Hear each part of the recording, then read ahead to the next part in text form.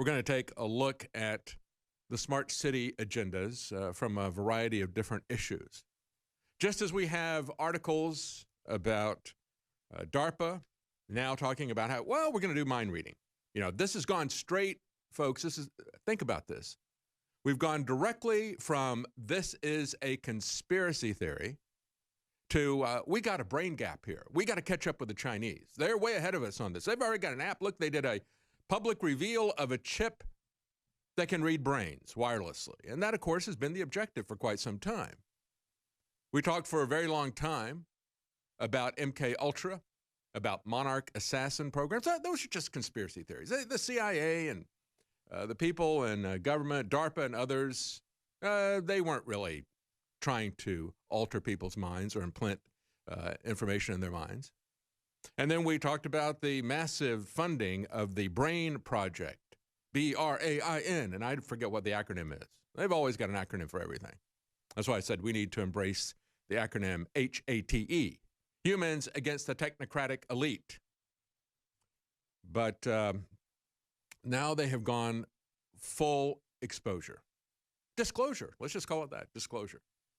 It's no longer a question of if they can do it, but how quickly they can do it and how wirelessly they can do it. It's kind of obvious if you dope people with LSD. Yeah, that didn't work too well, did it?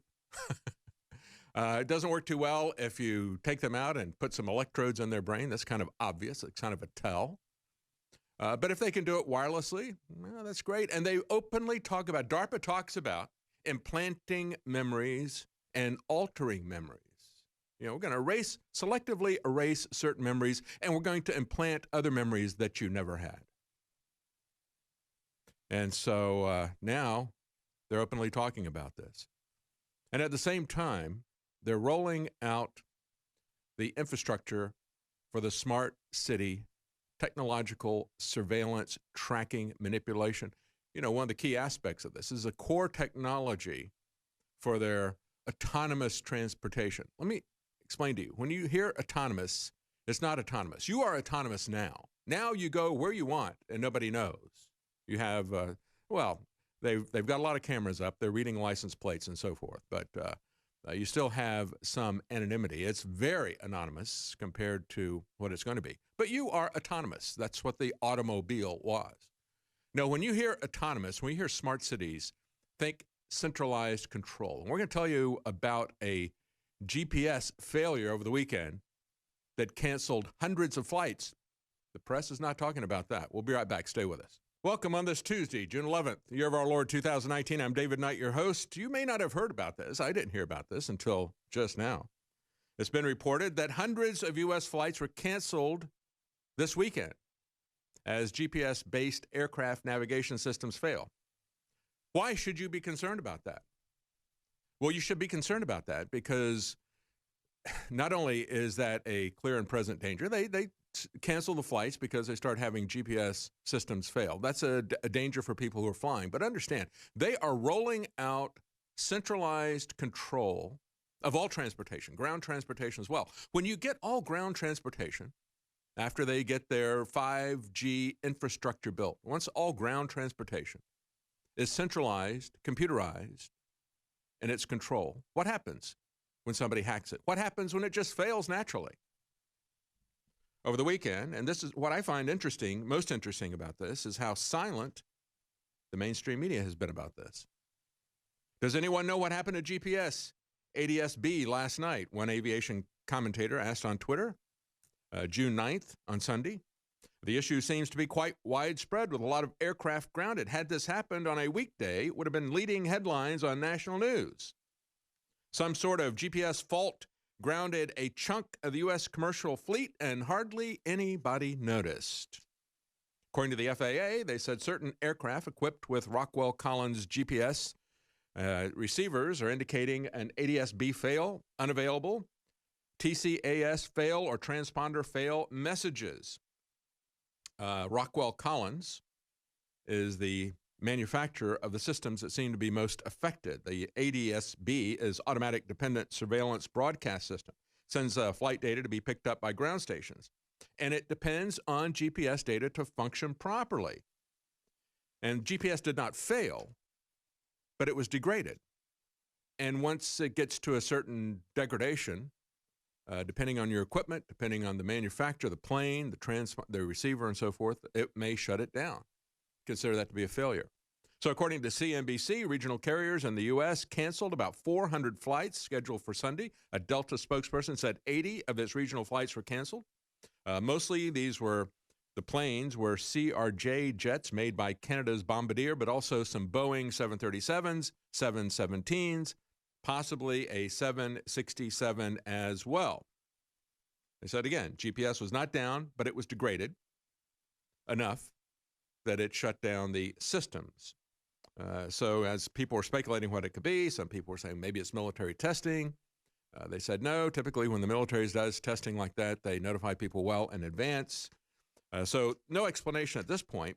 But the most interesting thing about this is the lack of publicity about that. Nobody is really talking about that. There's been a couple of minor articles about that. And so when we look at what is on the way, and we look at the technology that we're now being confronted with, 5G technology, we have Louisiana becoming the first state to call for a study on the health impacts of 5G. We're just going to rush into this. I just told you about some of the real world technological issues with that. There's also massive issues of governmental control and surveillance of the population. This is essential, not just for all the little devices that driverless cars and cell phones that can download movies in a second and so forth, run the traffic lights. No, folks, this is about real-time biometric surveillance of you. Even if you don't get in their little tin cans that are driven from a central location, they will know everywhere you walk on their sidewalk labs. That's what Google calls their smart city test. They're talking about all these different devices. Oh, we're going to have pollution sensors. Oh, got to have that, right? Driverless cars, got to have that. Cell phones and traffic lights. This is the way they sell the 5G surveillance technology. Let me tell you, I go down this list, and there's absolutely nothing on that list I want. Not a thing. But I'm going to get the 5G good and hard, and so are you, because you won't be able to escape it. It'll have surveillance effects, it'll have safety effects, and it will have privacy effects on you, as well as health effects. And so Louisiana, on May 29th, the Louisiana House voted, listen to this, unanimously, 103 in favor, 0 against it. Both political parties, unanimous in saying that they wanted the Louisiana Department of Environmental Quality and the Department of Health to study the effects of 5G before you expose everybody to this. Wouldn't you think that would be prudent?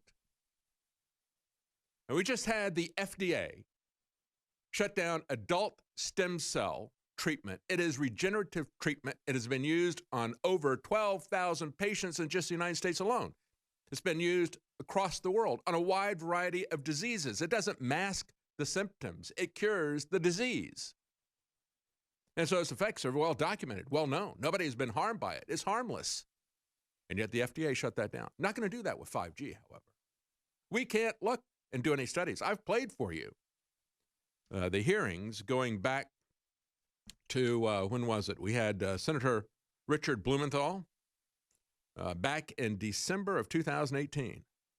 I played for you the hearing where he gets the executives from the telecommunications industry and said, have you guys run any studies? Has the FCC run any studies on this to test to see if it's safe from a health standpoint? No, Senator, no, we haven't. Just like you see with James Clapper.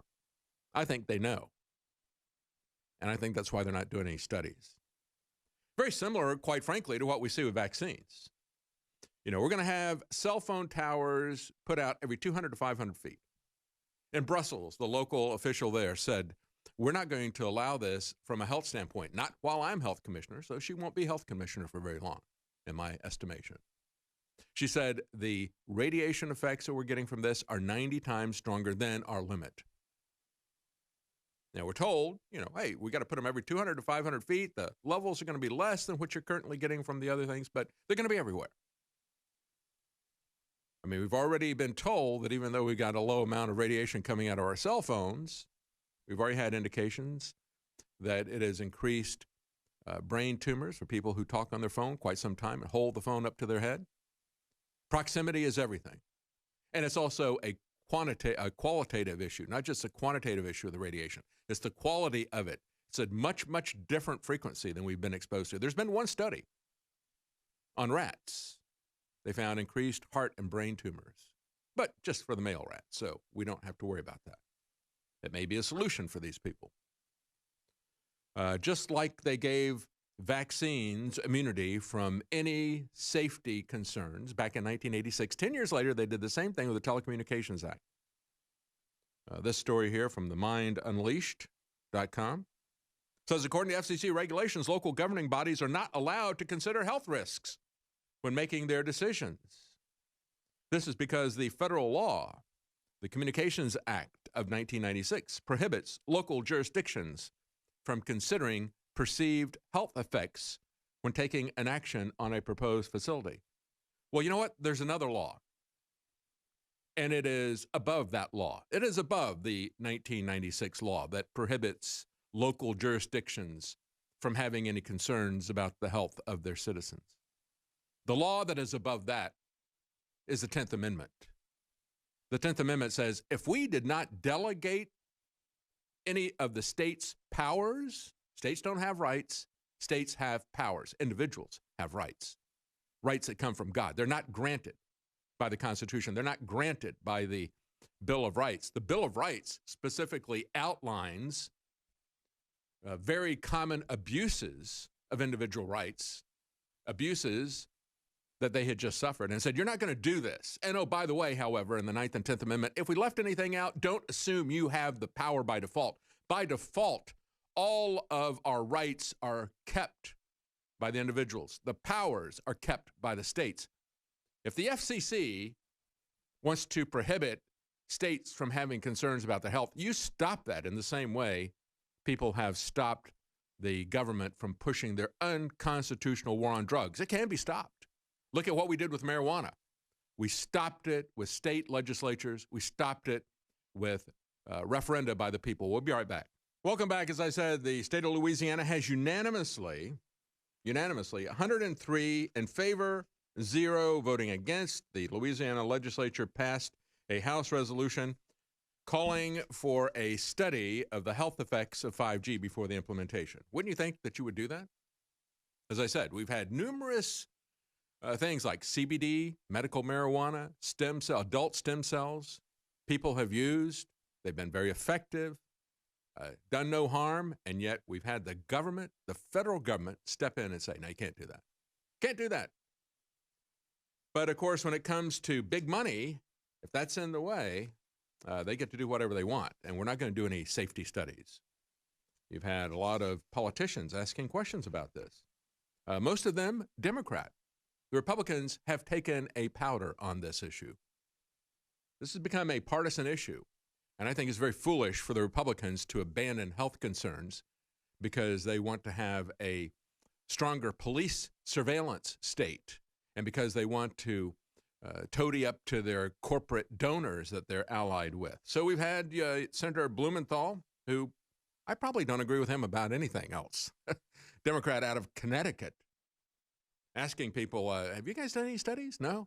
Anyone? I played that. We actually went back and referred to the Ferris Bueller clip there, where the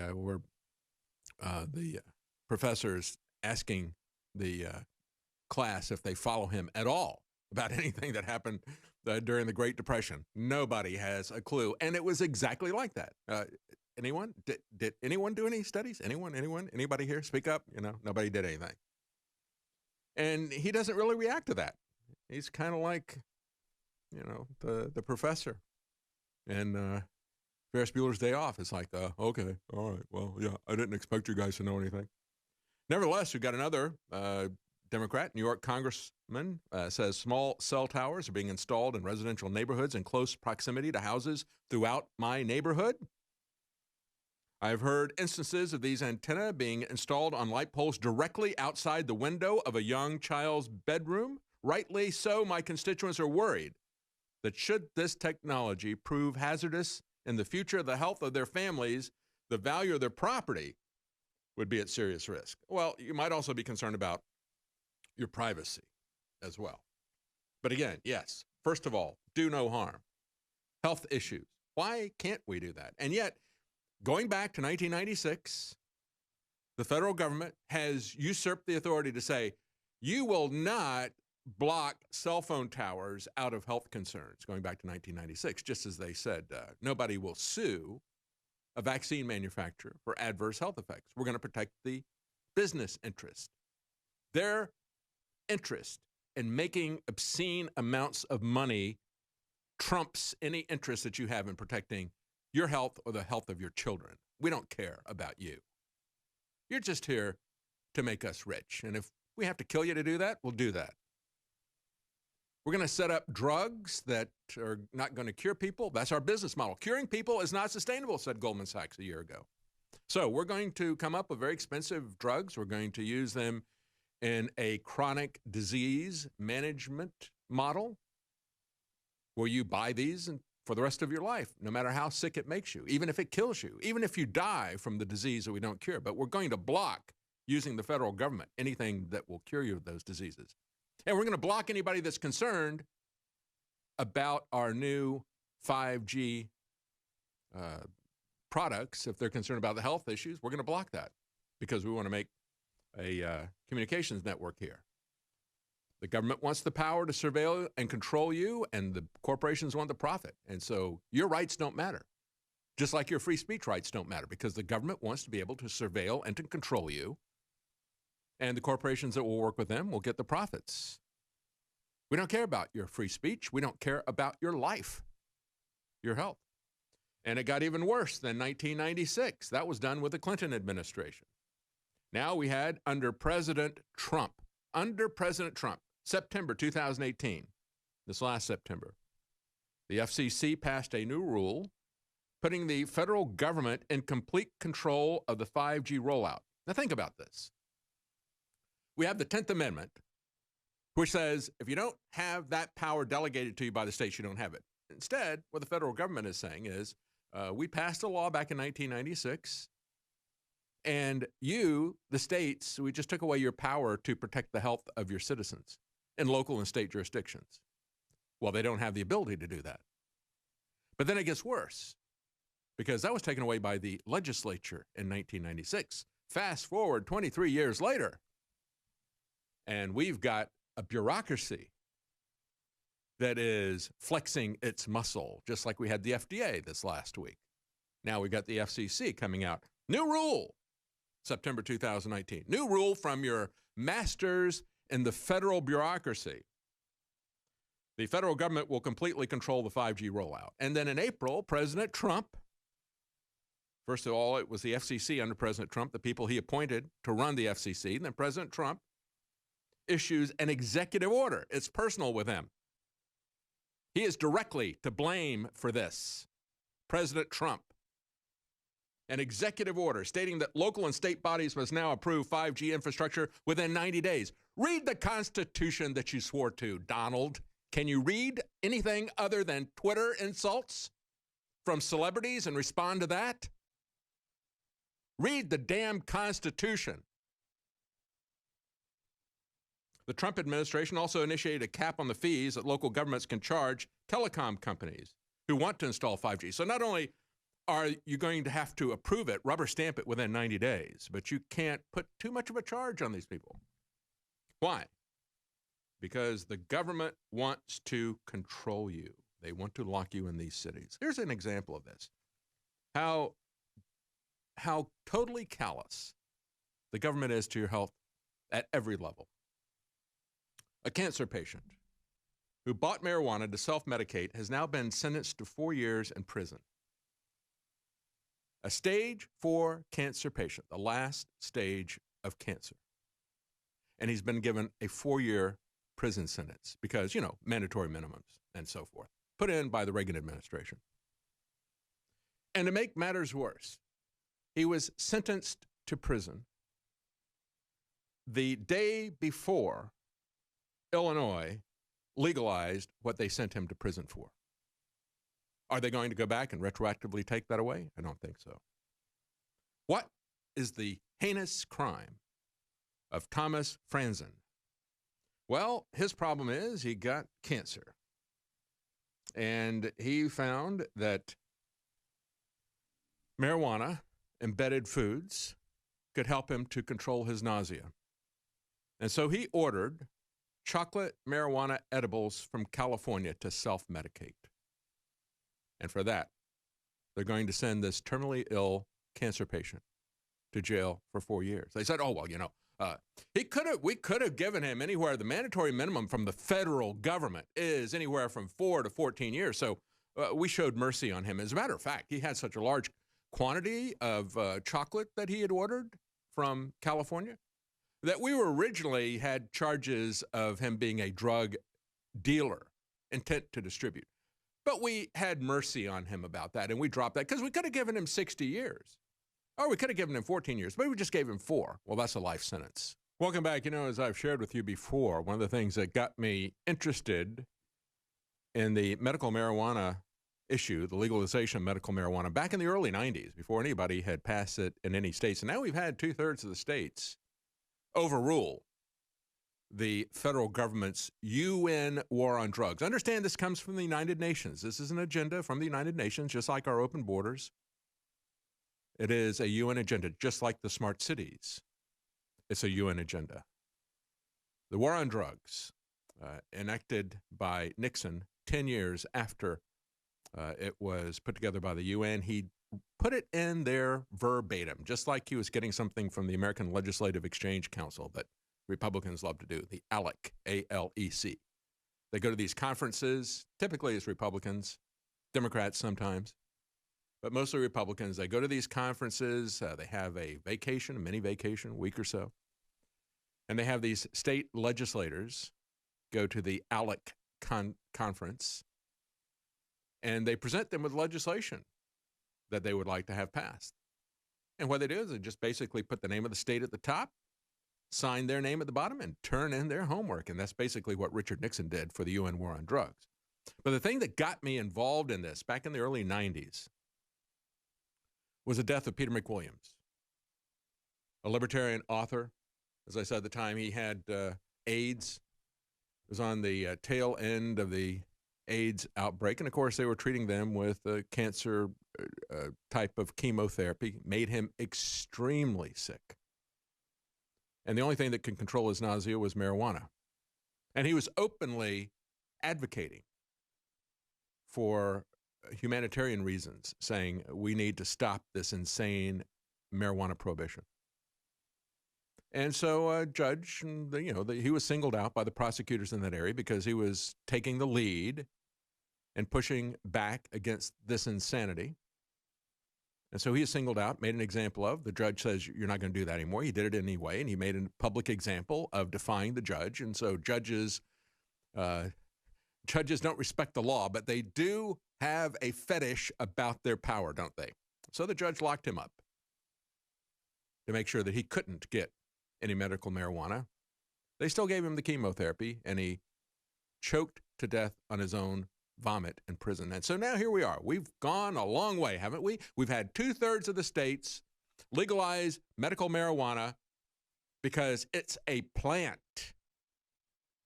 And we've locked up more people under this insane war on drugs. Is the drug situation any better after 50 years? Absolutely not. But we now have massive corruption in law enforcement. We have giant private prisons that they built. But before they could build giant prisons, they had to let a lot of violent criminals loose so they could lock up people with their mandatory minimums who were users. They didn't even do that under alcohol prohibition. But of course, alcohol prohibition, they amended the Constitution, which is what they would have to do if they wanted to prohibit anything today. We don't respect the Constitution anymore. We don't respect it enough to change it. We just find workarounds to get rid of the Electoral College or to have our war on drugs or whatever we want to do. We just ignore it.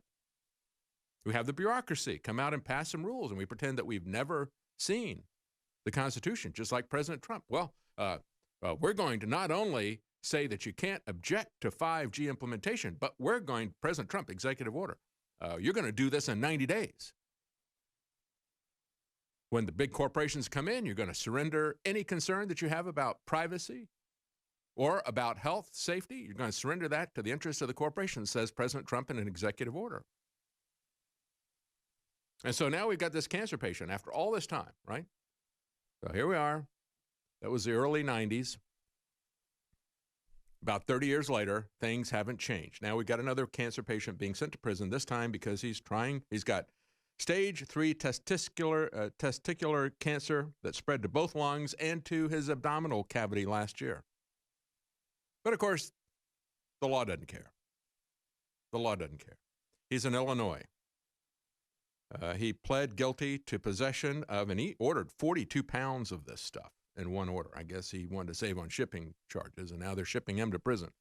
Anyway, they said, well, we could have gotten him for intent to distribute, and we could have sent him to jail for 60 years, but we're only sending him to jail for 4, so we're good guys. No, you're not. You're Nazis. You're Nazis. You're enforcing this on a terminally ill cancer patient, and you sentence him the day before Illinois legalizes recreational use of marijuana? Are you kidding me? These people deserve their own Nuremberg trial. I was just following orders from the federal government. Yeah, the DEA. I know nothing. I have no moral compass whatsoever. I do what government says to me. Sieg Heil.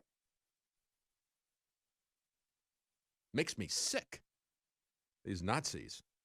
Our office reduced the 12-year mandatory minimum sentence to 4 years. We did this in spite of the evidence that proves that he is a drug dealer. Evidence. They weighed the evidence. They took the chocolate and they put it on a scale. Therefore, he is a witch. No, he's a drug dealer. He's never caused harm to anybody. He's never been a drug dealer. He's never been charged with possession. And they legalized it the next day. As one person commented, you can rape an unconscious girl and get a pass. You can be convicted of raping a 14-year-old girl and you can get a pass from the judges. And yet, this judge, stage 4 cancer patient, orders 42 pounds of THC chocolates, gets 4 years in prison. They said, well, he got the best disposition available from the constraints of Illinois law, which changed the next day. Don't tell me that they couldn't have delayed this a day. Yeah. In April 2015, the National Institute of Drug Abuse acknowledged that cannabis kills cancer cells and dramatically reduces the growth of new brain cancer cells. And yet, it's still a Schedule I drug, which says that it has no medical benefits. And those schedules, Schedule 1, Schedule 2, Schedule 3, Schedule 4, that the DEA uses all the time, where did that come from? The United Nations. What drugs did they put in there? They put marijuana in as a Schedule I drug, saying it has no medical use. And we know that's a lie. We know that's a lie. Everything about this is a lie. And again, it was not only the 4 schedules, but the UN put the drugs into the schedules. And so now we've locked up in the last 50 years or so, we've locked up more people than any other country in history. We've locked up more people than even communist China. And that's not as a percentage, that's in terms of absolute numbers. Even though we have a population that is a fraction the size of communist China, we've locked up more people and put them away, people who are nonviolent offenders, and continue to do so. Speaking of nonviolent offenders, we now have Kim.com fighting extradition again. Remember, this is a 7-year-old case. If you go to Kim.com's Twitter account, he has this at the top. I never lived there. I never traveled there. I had no company there. But all I worked for now belongs to the U.S. government. And what is behind this? Well, his lawyers are spot on in terms of understanding what is really behind this. And you need to understand this, because I'm telling you, this is why all of this talk from the Trump administration and the Department of Justice and even the Democrats, they all want to jump on the bandwagon to show what heroes they are. They're going to rescue you from big tech censorship. No, they're not. They want big tech censorship. I've told you many times how they helped to bring that into existence, the military-industrial complex. And if we look at the case of Kim.com, if we look at the case of Ross Ulbricht, the Silk Road case, where they criminalize people for running websites. And they say, well, we don't like the content that other people put up on this website that you are administering. And so we're going to come after you as if that's your content. If any of these tech companies anywhere were not on board with the censorship program that the federal government wanted, the surveillance program that they wanted, this was a clear message that they were sending through Kim.com and Ross Ulbricht, who is already serving multiple life sentences in jail. They want to do the same thing to Kim.com. They're saying, you do what we say or else. We'll be right back. Welcome back. When we look at what's going on with Kim.com, it's an amazing piece of doublethink from your corporate government masters. You have to be able to hold two mutually exclusive ideas simultaneously and attribute both of them to be true in order to understand what they're doing against Kim.com. And of course, we just had the anniversary of Orwell's 1984 this last Saturday, June the 8th. So why not, right? That's the land in which we live now. You know, we have the 1996 Communications Decency Act that essentially says no provider of of any interactive computer services shall be held treated as a publisher for any of the content that a third party puts up on their site. Essentially, I'm paraphrasing it here. But that's essentially what the 1996 Communications Decency Act, you hear people talking about Section 230 and so forth.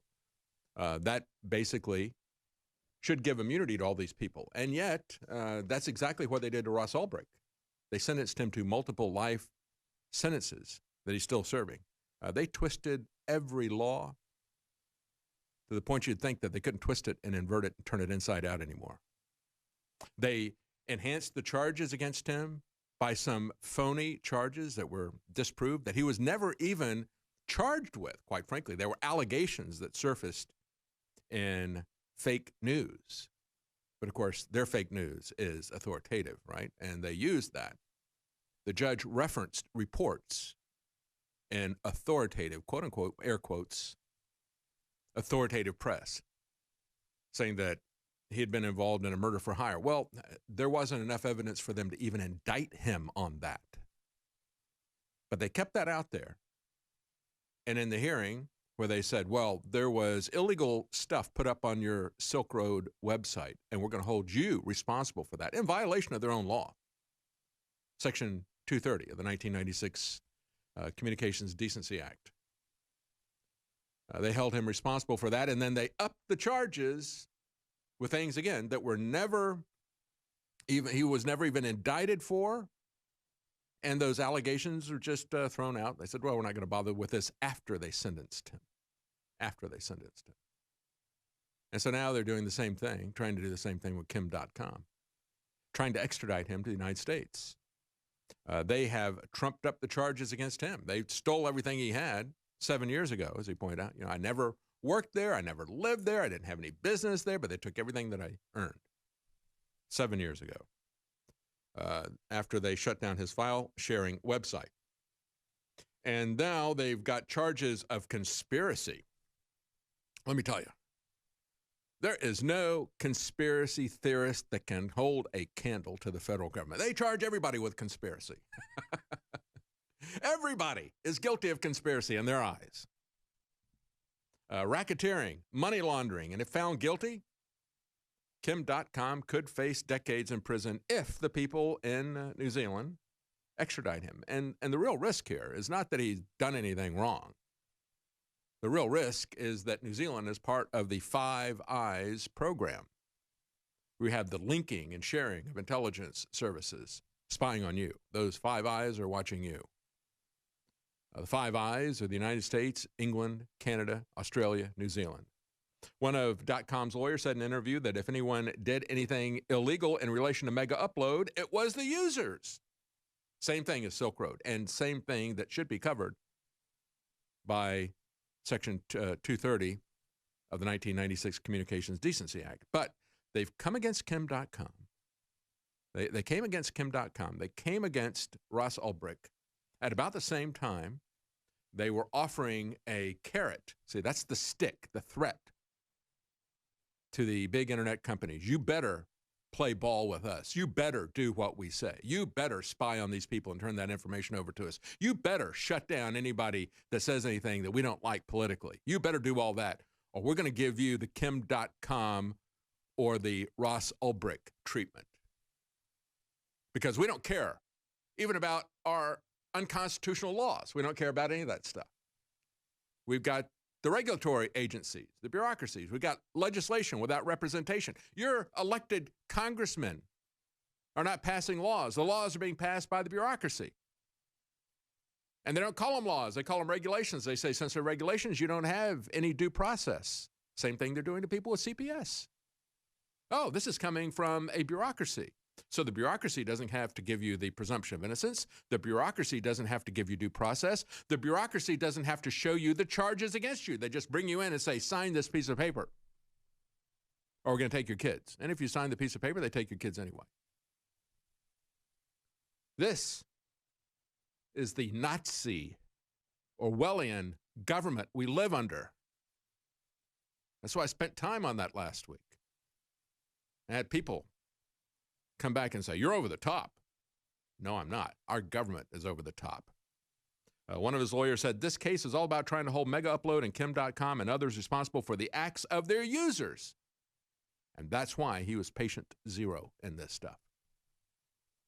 And believe me, I pointed out many times, you've got DARPA, you've got the CIA's In-Q-Tel. They've seeded these nerds that want to be our lords.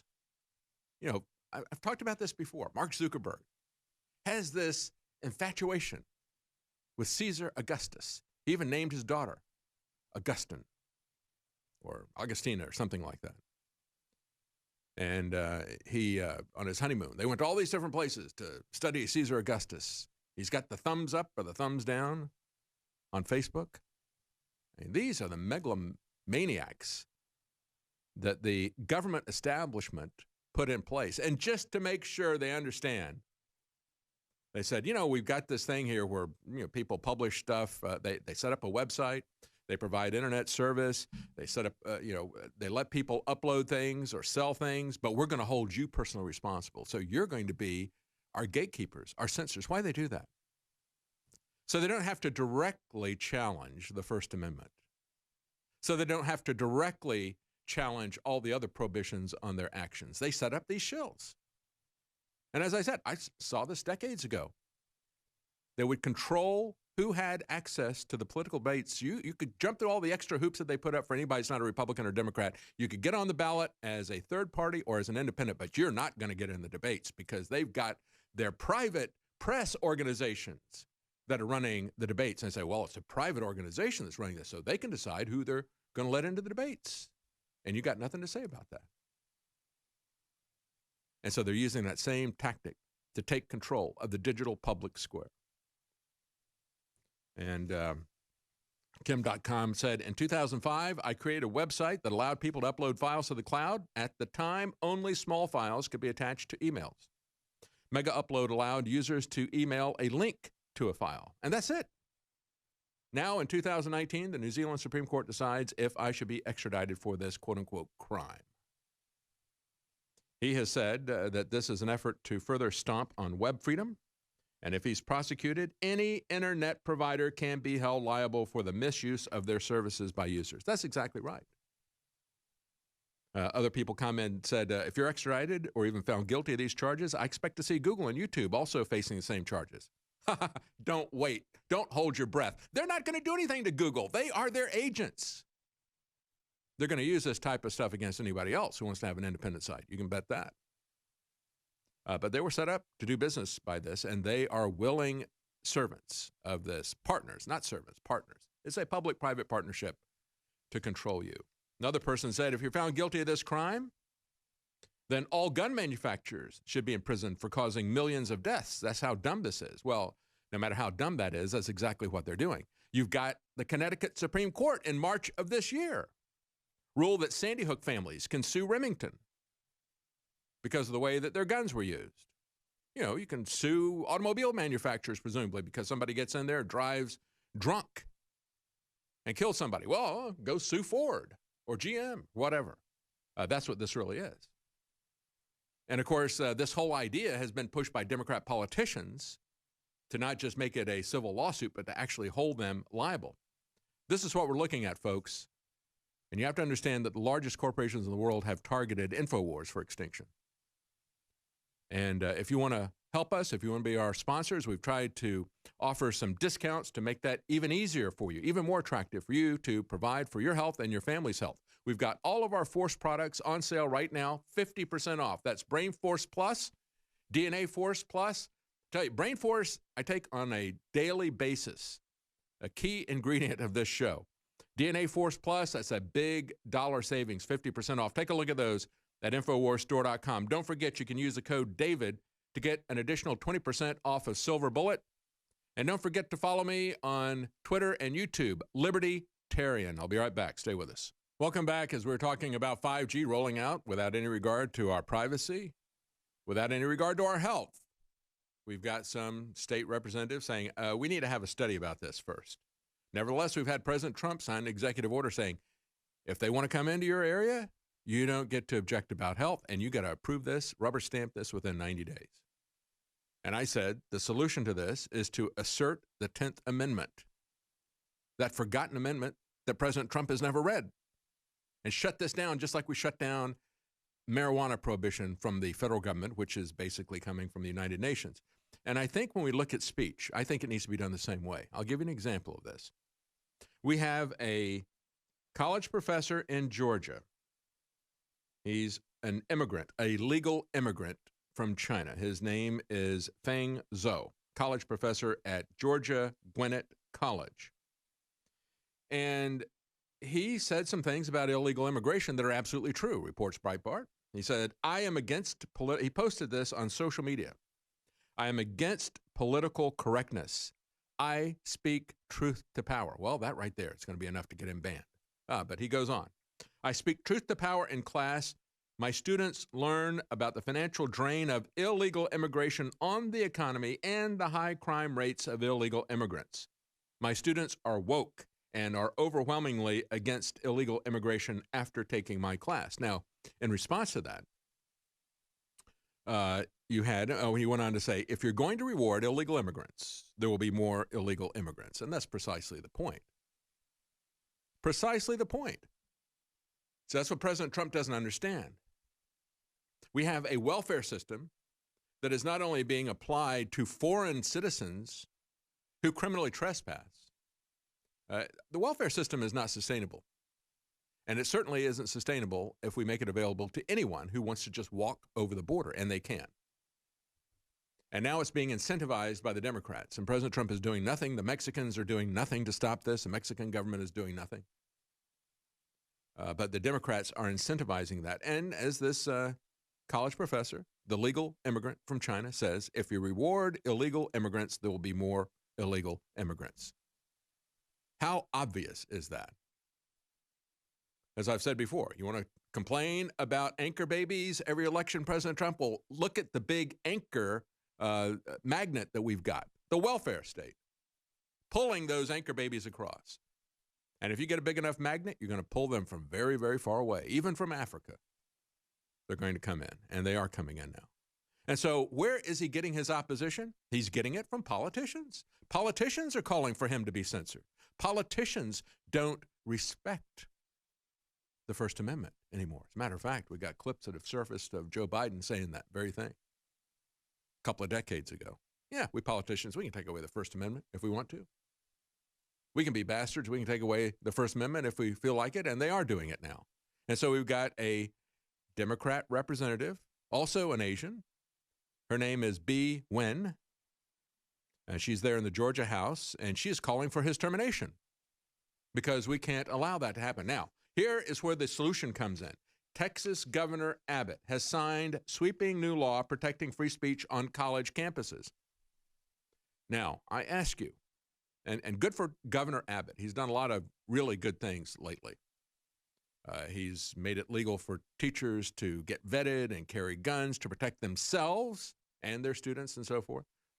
He's stopped the abuse of red light cameras And now he's stopping the red light cameras being put on free speech on college campuses. But let me tell you something.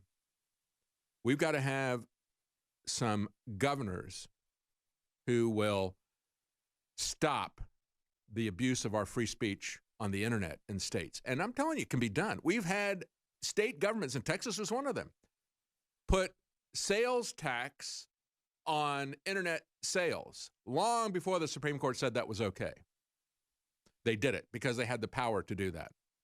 And they have the power to stop the censorship at the state level. Forget about the government. Forget about the federal government and Trump doing anything about this. Do it at the state level. Welcome back. I just told you about the situation in Georgia. We had a legal immigrant from China saying, I teach my kids about the costs of illegal immigration, how it is not sustainable, how if you reward that, you're going to get more of it. That's a basic economic principle. I don't know if the guy's an economics professor, but that's basic economics. You subsidize something, you're going to get more of it. You subsidize illegal immigration, you're going to get more of it. And we are paying, President Trump has said, these governments in Guatemala and El Salvador are paying people to come here. No, President Trump, you are paying people to come here by allowing federal benefits to be given to illegal aliens, foreign citizens, criminally trespassing here. And we're giving them a lot more money than the Guatemalan or El Salvadoran government can afford to give them. But as you had that guy speaking truth and talking about it, you had a Georgia state representative saying, we got to get this guy out of this Georgia university, calling for his censorship. That's the state of the political parties right now, especially the Democrat Party. And as Governor Abbott has signed a sweeping new law protecting free speech on college campuses here in Texas, he said some colleges are banning free speech on college campus. Well, no more, because I am about to sign a law that protects free speech on college campuses in Texas. I shouldn't have to do it. The First Amendment guarantees it. Now it's a law in Texas. No, he does need to do it, because quite frankly, if you understand the Constitution is prohibitions on the federal government doing things, right? We take those as guiding principles, and I'm glad that they do, but the federal government, Congress specifically, shall pass no law. And yet the purpose of government is to protect our God-given rights. You understand, we have the Declaration of Independence. They said, look, we have our rights from God, and we establish governments to protect those rights. Many times the government becomes destructive of those rights itself. And in that particular case, we have the right and the duty to alter or to abolish that government. And so they're very concerned when they delegated some limited powers to the federal government. They were careful to delineate even more carefully and to limit their powers in certain areas. Specifically, the first thing, free speech, the free exercise of religion, the ability to petition your government, to assemble in public, all these different aspects of the First Amendment. But those are prohibitions against Congress making a law. The states have a lot of power that they've reserved. And I'm assuming theoretically, states, if you were going to put up with it, they could limit your speech. That's my understanding of the way the Constitution is set up. It's a limitation on what the federal government can do, not on the states. The states don't have any limitations on what they can do, except for what they have delegated to the central government, which is basically common defense and defending our borders, which the federal government refuses to do. They refuse to defend this country, the federal government. That's its primary task, and it absolutely, adamantly refuses to do it. Even our endless wars abroad are not defense of this country. They are putting us at increased risk, and they adamantly refuse to protect our border. President Trump will send 10,000 troops to go monitor Iran. He won't send troops to protect our border, monitor our border. He's got a few of them down there. They're painting fences. It's ridiculous. What a joke. What a joke. You don't even pretend to do anything about it. And so I think that the way to do this is, like I said, before the Supreme Court said, yes, states can collect taxes from individuals who don't have a presence in their state, physical presence in their state, but they're selling stuff online.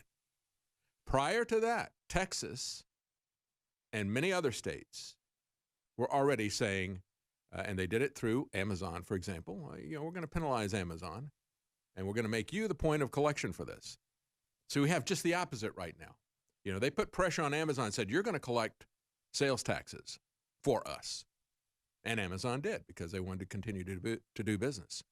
What we have going on right now in terms of free speech, the government, the federal government, is putting pressure on the big internet companies saying, you will censor or we'll come after you. Like we did Kim.com, like we did Silk Road. We're going to hold you personally responsible for what people put up on your sites.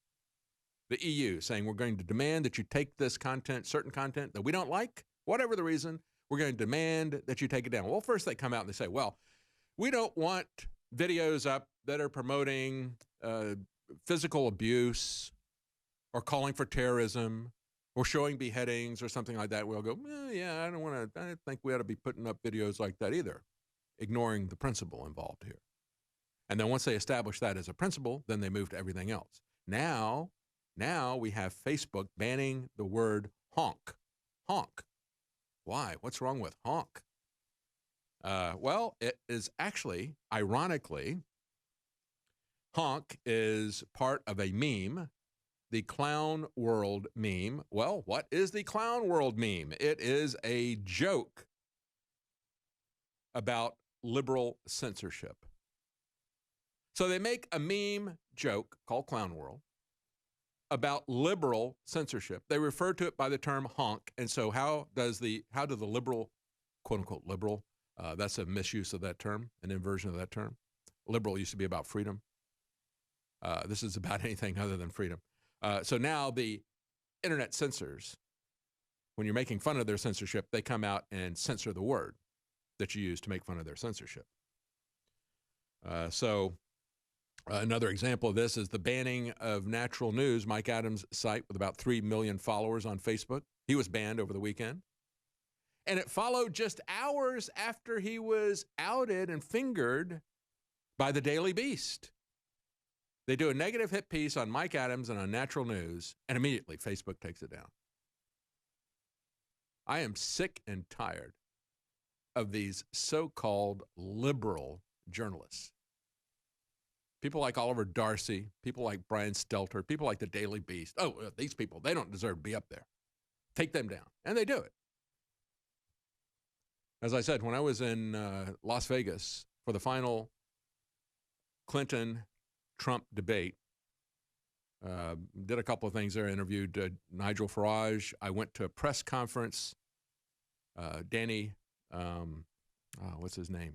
Danny Williams, who says he's the illegitimate son of Bill Clinton. He had the State Highway Patrol there in Arkansas for years, would deliver cash on Christmas time for him. He was told by his mother that Bill Clinton was his father, and on and on. He's much lighter skinned than anybody else. He has a physical resemblance to Bill Clinton. He is begging him just for closure. He's not trying to get money from Bill Clinton, but I mean, Danny Williams was a very innocent, naive young man.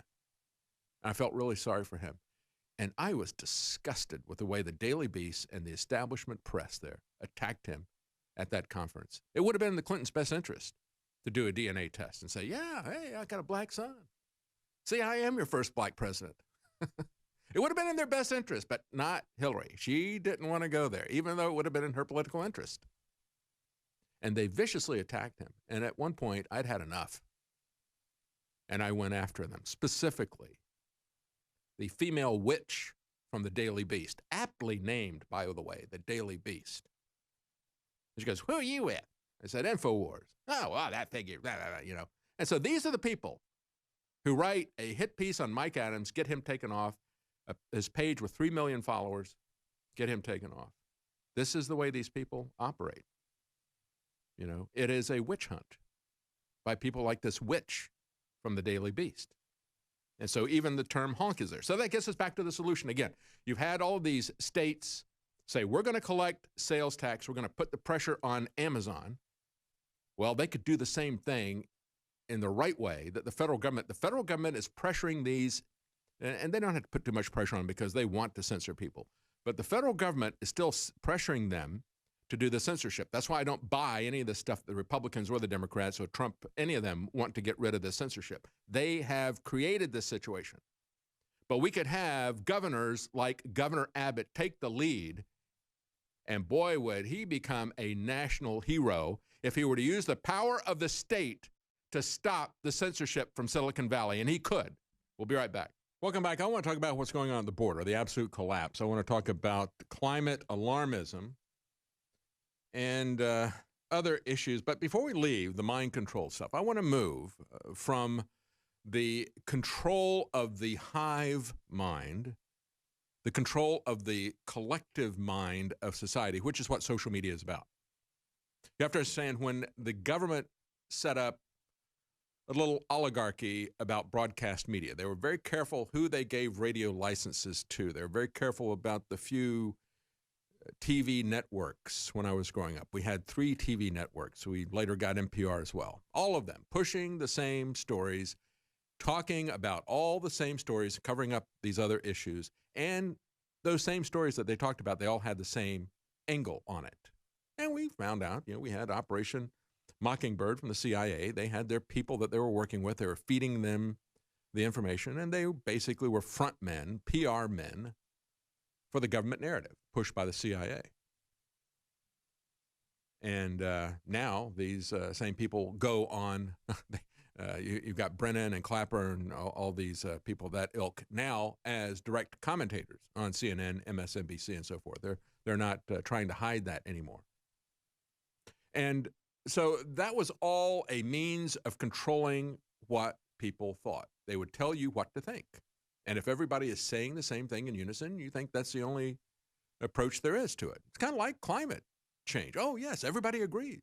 Yeah, it's settled. It's a settled matter. Well, it was settled. We were told by Walter Cronkite, that's the way it is. So that's it. That's the way it is. You can't, everybody thinks that. You don't want to be some kind of crazy conspiracist to, think that, to believe the people at Dealey Plaza or the Zapruder film, right? No. They all said it happened this way. So you believe the government's official story because all the news media is putting that out there. And they want to get back to that situation. They want to make sure that Facebook and Google and Apple and all these people can control your voices. They can control what you see and hear, and they can control whether or not you say anything. Because those of you who don't necessarily agree with the official story, no matter how absurd it is, you might have some very good arguments against that official story. They don't want you saying anything. They don't want us saying anything either. Well, that's all about controlling the group mind. And the thing that's even more genius about this is that they can sample what everybody is saying. And unlike the days when they had broadcast monopolies or oligarchies, they can look at the metadata, they can look at comments that people are putting out there, and they can determine whether or not you're buying it. Which narratives did you buy? What's a better way to sell this? So they're much more sophisticated, because it used to be it was just an open loop propaganda. Now they've closed the loop with feedback so they can understand what works against you best. Very dangerous if they've got that kind of feedback and a monopoly. That's against the hive mind. But understand, even if they can't get you as part of the hive mind, they're always going to have people who fall through the cracks, people like you, who obviously have fallen through the crack because you're listening to me. Not that I'm cracked, okay? But not that you're cracked. But no, people are not going to, no matter how universal their control is, not everybody's going to buy it. As a matter of fact, go back to the Soviet Union, they had 2 news outlets. They had Izvestia and they had Pravda. Pravda meant truth. Izvestia meant news. I said there's no truth in Pravda. There's no news in Izvestia. They weren't fooling people. After a while, it got to the point where most of the people were not being fooled. They fooled some of the people for some of the time, but after a while, most of the people were not being fooled. And that's the same type of situation that we have now, which is very dangerous for them. But for those people who are not being fooled, they need to come after certain individuals directly. And so for the very longest time, we've had the CIA, we've had the military-industrial complex focused on how they can control certain individuals. It's been very well publicized, the mind control programs that they had going back to the 1950s into the 1960s. It's why they created LSD. We're experimenting with drugs and chemicals to do mind control. But they have experimented with everything. That has always been what they wanted to do. And they've been working on this now since the 1950s. You know, they brought back Nazi scientists because the Nazi scientists didn't really have any ethical conflict with the people who were running our research here. They wanted total world dominance just like the Nazis did, and the means, the end justified the means. They didn't care about what the means were. No moral constraints whatsoever on anything. And that's what gave us the kind of abuses we saw from the CIA and others. And they have continued these programs. They have expanded them in a more scientific way once they created DARPA, once they set up the Jason scientists, who essentially are the core of DARPA. And now you've got DARPA, you've got the Pentagon's Brain Initiative, you know, $200 million put into it by Obama in just 1 year. They authorized that. And now they're talking about thought-controlled weapons. See, it was always a conspiracy theory until they come out and say, well, we're doing it. And by the way, we've got to go faster because we're falling behind the Chinese. So we've gone directly from, are you crazy? The government doesn't have any way to control people's minds, to the point that we're falling behind. We got a arms race gap here. We got a brain gap. Yeah, we do have a brain gap. We've allowed things like DARPA and the CIA to exist. So DARPA is paying scientists to invent ways to instantly read soldiers' minds, reports Zero Hedge, using tools like genetic engineering, and the end goal is thought-controlled weapons. They take it very seriously. We've had the MK Ultra program. We've had the Monarch Assassin programs where they train people on signal to kill. Oh, of course, that's just a conspiracy theory, right? You know, go back to the 1980s. We had Michael Aquino. I think his rank was colonel or something. He worked for the NSA. This is a guy who was an open Satanist. He walked around. He did his hair like Eddie Munster. You can see the clips of him on Oprah Winfrey. She thought it was just great that he was an open Satanist working for the military. But, of course, you had people at the Presidio who alleged that he had abused children. You had one child who said, he took me into his house. He's got a room in the back. It's all painted black. And went back, and sure enough, he did. But they rescued him. They took him out of the Presidio. They moved him away. They protected him. This Satanist that Oprah celebrates openly on television. He set up the Temple of Set, an open Satanist. And he wrote a book called Mind Wars. Yeah, this has always been their goal. That was the 1980s. So go back to the 60s, go back to the 80s. It is a continuum of what they're doing, and they're getting more and more sophisticated. They've ruled out a lot of things that don't work. They now have some things that do work. Back in May, DARPA announced that 6 teams will receive funding under the Next Generation Non-Surgical Neurotechnology Program. They want rapid and seamless communication between the human brain and machines without requiring surgery, because, you know, it's kind of a telltale sign. I mean, back in the early 1980s, when I was working as an engineer, one of the places that I worked, we had classified material. They had to have tempested rooms, because they had to seal them off. People would listen to keystrokes. They could eavesdrop on the keystrokes, the electronic signals that were coming out. That's what they're doing now. That's the goal, what they want to do with your brain. We'll be right back. Stay with us. Welcome back. As we said, DARPA is openly talking about mind-reading technology, how they must have it. They're falling behind. It's got to accelerate. We're going to set up a program. We've got 6 different entities that are going to be doing this, 6 teams. They're going to set up 6 parallel teams, see who can get there the quickest, throw money at it.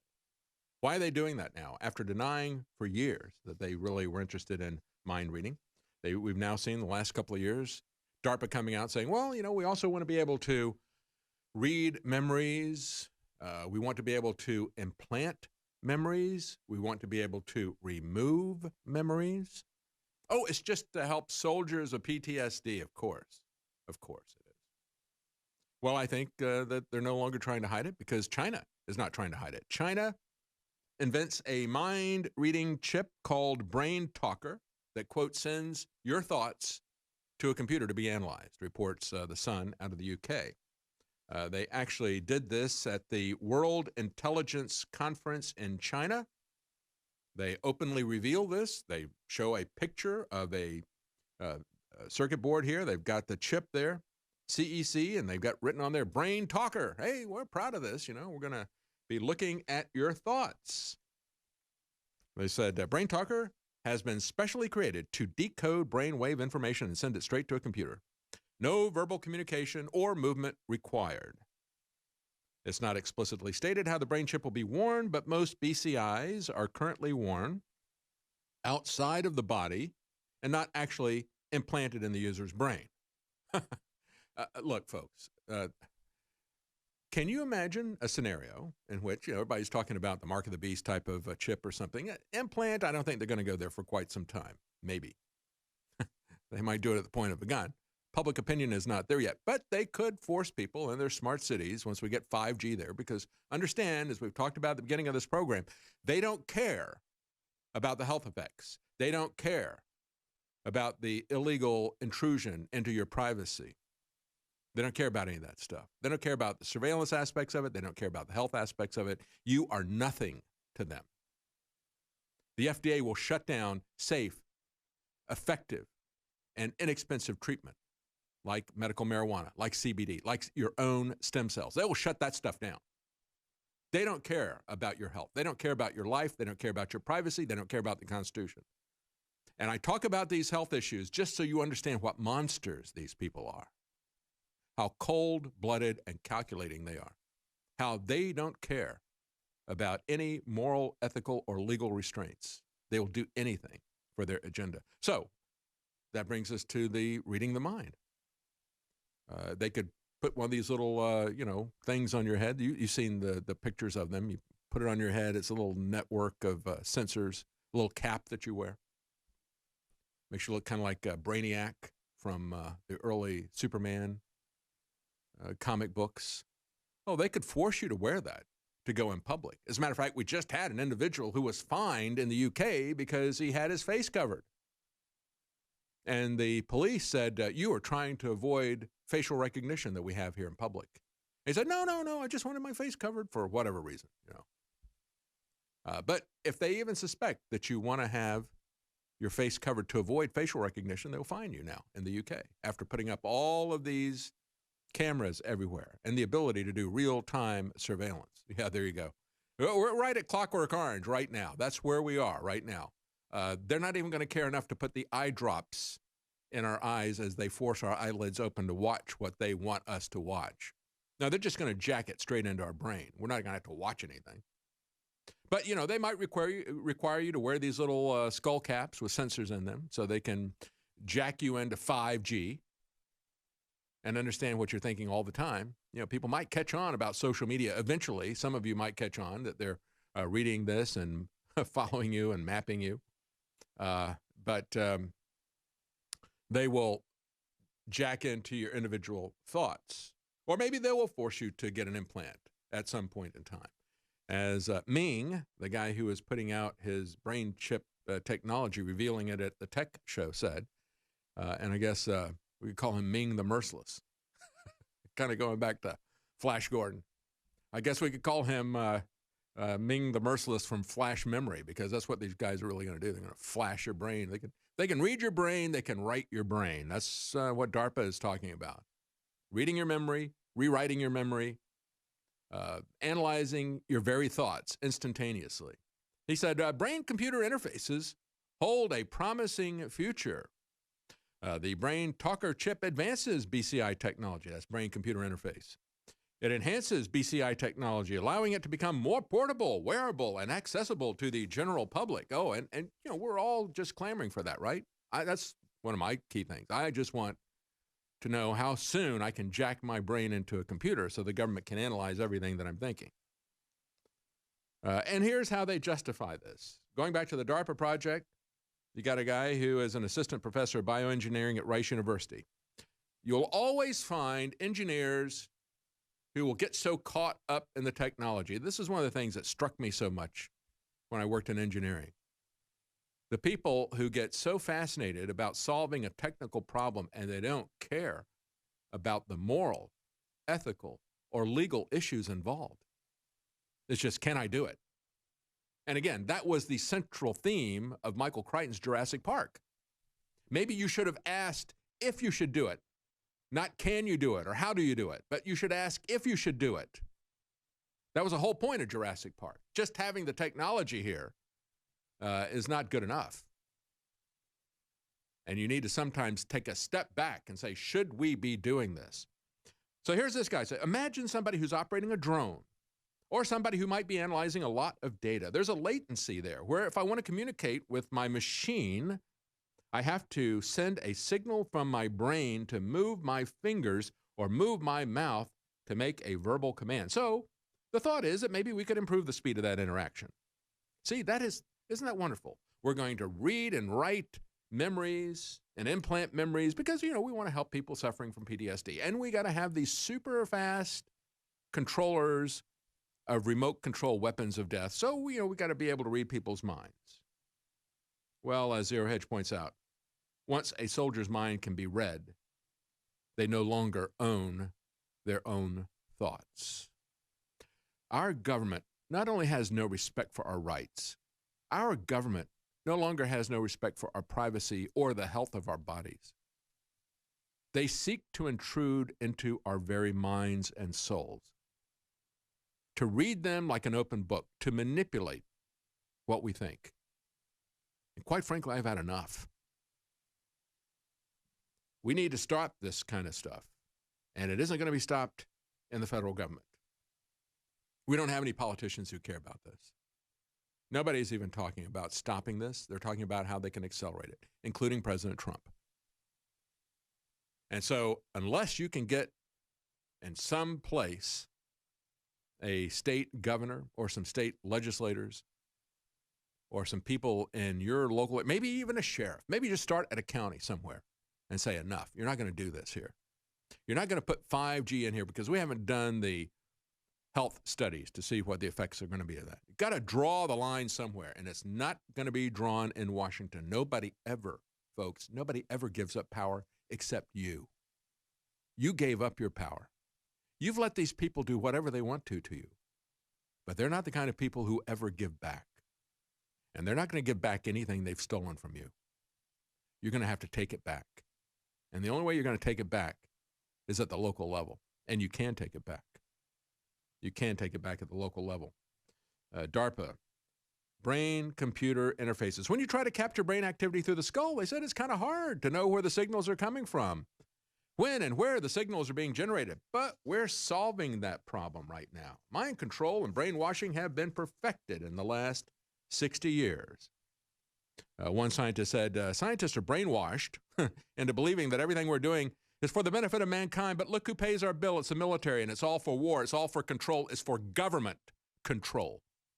Government control of you. We'll be right back. Stay with us. Welcome back. We're going to talk about climate change. Go back and visit a ABC report that hasn't really aged too well, but we're going to take a look at some other developments that are happening here. We got NPR saying that we need to apologize to Al Gore. Do we really? I don't know. I think we need to be even more bold about exposing the lies and the alarmism behind this phony climate change stuff. We're told that everything is settled, just like we're told that about Supreme Court decisions. It's a settled matter. Well, science, like Supreme Court decisions, are never settled. It changes all the time. And if you go back through history, you see how the Supreme Court has reversed itself dramatically. Sometimes it takes decades. Sometimes it takes a half a century. Sometimes it only takes a year. And of course, they don't have the ability to enforce their own decisions. So nothing is ever settled, and certainly climate science is not settled. But before we get into that, I just want to remind you of the products that we have at InfoWarsStore.com because, folks, you are our only sponsor. And if you sponsor us, we will continue to be here. If you don't, we won't. It's just that simple. And we have put some great specials up at InfoWarsStore.com right now to make that easier for you to sponsor us in a win-win situation. You can get products that help your health, help your mental focus, and also support us and your free speech at the same time. We have a total Superforce sale. There is a disturbance in the force. It is a 50% discount right now in the force. We've got Brain Force Plus, 50% off, DNA Force Plus, 50% off, Turbo Force and Ultimate Female Force, 50% off. All of those products, 50% off. And as I've said before, Brain Force is my favorite supplement that we have here at InfoWars. I take it all the time. I also take DNA Force Plus as well, and that is a very expensive supplement for us to produce, and that is a big dollar savings when you can get that at 50% off. We've also introduced an all-new total health and performance system, an 8-pack power stack with just the included day and night packs. You'll have the entire routine you need to help you reach your peak for less. Now 50% off, and as an exclusive special just for the listeners of this program, you can save 20% off of Silver Bullet. That's our colloidal silver. You can get 20% off. Just use the code DAVID at checkout to save 20% off of Silver Bullet. Finally, you can find my reports at infowars.com/David-Knight-show. But you can also find the reports at my YouTube channel, Libertarian. You can find it at youtube.com/Libertarian. And don't forget to subscribe there. As a matter of fact, it's something that people used to do a lot on Facebook as the program would be airing. I remember my brother-in-law back in North Carolina would watch the program. He'd watch the comments that people were putting up there. So people would comment in real time. They're doing that on the live broadcast on the YouTube channel as well. So you may want to jump in on that. You'll also find the archives of all the programs. You'll also find cuts of interviews as well as topical cuts on a daily basis right there on the YouTube channel. So that's youtube.com/Libertarian. You can also follow me on Twitter, Libertarian. Let's take a look at climate.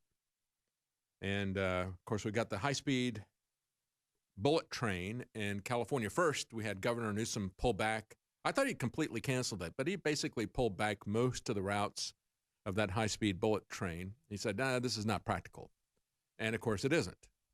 They've had massive cost overruns that they can't control. But he did make it, he didn't completely kill it. He made it shorter. President Trump, on the other hand, said, well, we're not going to give you federal money for this either because you can't handle that. But understand that this is, again, part of the whole agenda we've been talking about. One of the ways that they want you to willingly go into this system of slavery with smart cities and economic control is with a climate scare. And this is just another climate boondoggle. They don't want you to have any cars. They don't want you to have any planes. I mean, this has come up again. You know, they're hammering the commercial airline industry for global warming again. Remember, AOC came out with all the, she gave us the bottom line. She said, there's not going to be any cars, there's not going to be planes, not going to be any meat, and on and on and on. And everybody said, wait a minute. The Democrats said, she doesn't really mean that.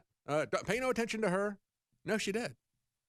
She was dumb enough that she gave us the end game right there at the beginning. And the other Democrats wanted it to be rolled out very carefully and slowly so that you don't really realize how draconian and primitive the society that they want you to live under will be. But yes, it is coming. They don't want anybody to have any private transportation, no cars, no planes, no flexibility. You will only be allowed on government-owned or government-controlled, you know, with their public-private partnership. They'll work with GM and Ford to make sure that the government controls your transportation. Or you might be able to get on the government-run trains. They shouldn't call it the Green New Deal. They ought to just call it Auschwitz. Yeah, you think they can make the trains run on time? I don't think they can even do that here. Quite frankly, they want to lock us up in the ghettos. We've seen that kind of control tactic before. It was Hitler's control tactics. But understand that before, Hitler had his ghettos that he put people under control before he shipped them off to the final solution. Before all of that, we did the same thing to the Indians, the American Indians here in the United States, the reservation system that we had. We would confine them in these areas. We would shut down their ability to live as they had lived before. No hunting, no gathering, and you can't do any businesses. We're going to tightly control that, and we'll take your kids and we'll ship them away to boarding school to make sure that we kill that culture. We perfected that way before it was done by anybody else. But so what is going on in California? Well, Newsom has made it shorter. In March, they said, well, we're likely to run out of money. Trump said, yeah, we're going to cancel federal funds. Right now, they've got a top executive there that's under an ethics probe. And then there's the issue of eminent domain, stealing the land from the farmers. They decide that they're going to run some of these bullet trains right through farm country. Of course, I don't know if it's been killed or not yet here in Texas, but they wanted to do the same thing in Texas, going between Dallas and Houston. And the people who were in fly-through country didn't like that. It's going to slice some of their farms right in half, some of their towns right in half. They said, I don't think we like this idea of a bullet train coming through our community. That's what's happening in California, but it's even worse in California because they can come in and say, we're going to take your property and we're going to start doing things to it right away, but we don't have to pay you right away. And so you've got a lot of farmers. One guy paid out $250,000 out of his own pocket, relocating wells, removing trees, building a road, and other expenses. They're dragging their feet on getting any money to him. He lost 70 acres of prime land. Rail contractors left mounds of rubble along neat rows. Irrigation hoses are askew. A sophisticated canopy system they'd set up for growing kiwi fruit that was supported by massive steel cables. They torn it down. They just tore it down. Other farmers who are involved with this, one walnut and almond grower is owed $500,000. Another client of one of the lawyers battling this has been owed $1.9 million for 3 years. Another guy sold his farm. They haven't paid him any of the money. He willingly sold them his farm. They've owed him $630,000 for several years. His brother-in-law couldn't get paid from the California High-Speed Rail Authority. He died of a heart attack. He said he was so stressed. He said, I think that's what happened. One guy said, I don't dislike trains. I use them, but this one is a boondoggle. Hey, look, it's all a boondoggle, and it's all based on a lie. Let's go back to this report that was uncovered by MRC TV, a flashback to ABC News 2008, just 11 years ago, and listen to the dire predictions that they were making about 2015. New York City was going to be underwater. Gas was going to be $9 a gallon. A carton of milk would be $13 and on and on and on. Did any of that happen? Well, actually, no. But here's that report. In 2015, we've still failed to address the climate problem. We're going to see more floods, more droughts, more wildfires. Flames cover hundreds of square miles. We expect more intense hurricanes. Well, how warm is it going to get? How much will sea level rise? We don't really know where the end is. Temperatures have hit dangerous levels. Agricultural production is dropping because temperatures are rising. There's about 1 billion people who are malnourished. That number just continually grows. It's June 8th, 2015. 1 carton of milk is $12.99. Gas has reached over $9 a gallon. I'm scared right now, but I have to get this out. You know, it's pretty funny. That's ABC News 2008, predicting what was going to happen within 7 years. But folks, I've shown on this show many times my Newsweek and Time magazines from 1979. We had the first assertion of OPEC control and the disruption that went through our economy. And they were all saying, we're going to be out of oil and natural gas by the mid-1980s. Same type of thing. You know, about 7 or 8 years later, we're going to be out of all oil and natural gas. They said, we'll have coal for another 500 years. That's one of the reasons why they're trying to shut down coal, because we got such amazing quantities of it here in the United States. But this is not the first time they've done this. Nevertheless, NPR is saying we owe Al Gore an apology. No, you owe us an apology. And I'll tell you why when we come back, NPR, why you owe us an apology. Welcome back. I just played for you that clip from 2008, ABC News, Bob Woodruff. They actually dramatized it. They had teenagers saying, look at this. We've got $13 a gallon milk. We've got gas over $9 a gallon. We got New York City underwater and all this sort of thing, right? Absolute nonsense. And that was all going to happen by 2015, 4 years ago. But as I pointed out, this isn't the first time these people have gone out on a limb, made drastic predictions that are totally laughable at the time and now proven false. Again, going back to 1979, Newsweek and Time were telling everybody we're going to be out of all oil and natural gas in 7 or 8 years. The mid-1980s, no more. Remember, Tower of Power even did a song. There's only so much oil in the ground. Sooner or later, there ain't going to be enough to get around. Alternate sources of power must be found because there's only so much oil in the ground. Can't cut loose without that juice. Well, we found plenty of juice under the ground. As a matter of fact, we're now a net exporter of oil in spite of these people. And now NPR has gone even worse because now they're not even going to situation of making absurd, alarmist predictions that are 7 or 8 years down the road. No, NPR is talking about right now, even more bold. They're lying about current events. And they're saying, as they go out and talk to people in areas where they've had flooding, there's been a lot of areas where we've had flooding this year, and they went out and interviewed people around the Arkansas River and various places. They said they interviewed 24 people in Oklahoma and Arkansas who were seeing flooding. And, whenever you buy property, there's typically a thing called a 100-year flood plan. That means that, we think that this may flood within 100 years, but, you may not see it in your lifetime. Or you may see it in your lifetime, but maybe it didn't happen to your parents or whatever. But nevertheless, they went out and they interviewed 24 people. And their bottom line was, we all owe Al Gore an apology. More people see climate change and record flooding, despite the fact that floods are not increasing.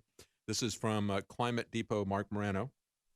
So all of them said they believed the climate was changing, even if they didn't directly associate the raining and the floods with it or agree on the cause. As a matter of fact, 6 of the 24 people said they believed that God was driving the change. Evidently, the other 18 people all thought that Al Gore was God. Certainly, NPR thinks Al Gore is God. And don't ever pay any attention to solar activity, right? I mean, we're in a solar minimum. I talked about this last week. I took calls. I had a caller come in. He said, hey, I want to give everybody this site where you can look at solar data. We cut that out and put his call in there because it's important for you to go back and take a look at that. You can find that on the YouTube channel, Libertarian. But again, he was saying you can go to the site and you can correlate the solar flares not only with changes in climate. You have solar minimums, you have solar maximums. That makes the Earth reach minimum temperatures and maximum temperatures depending on the activity.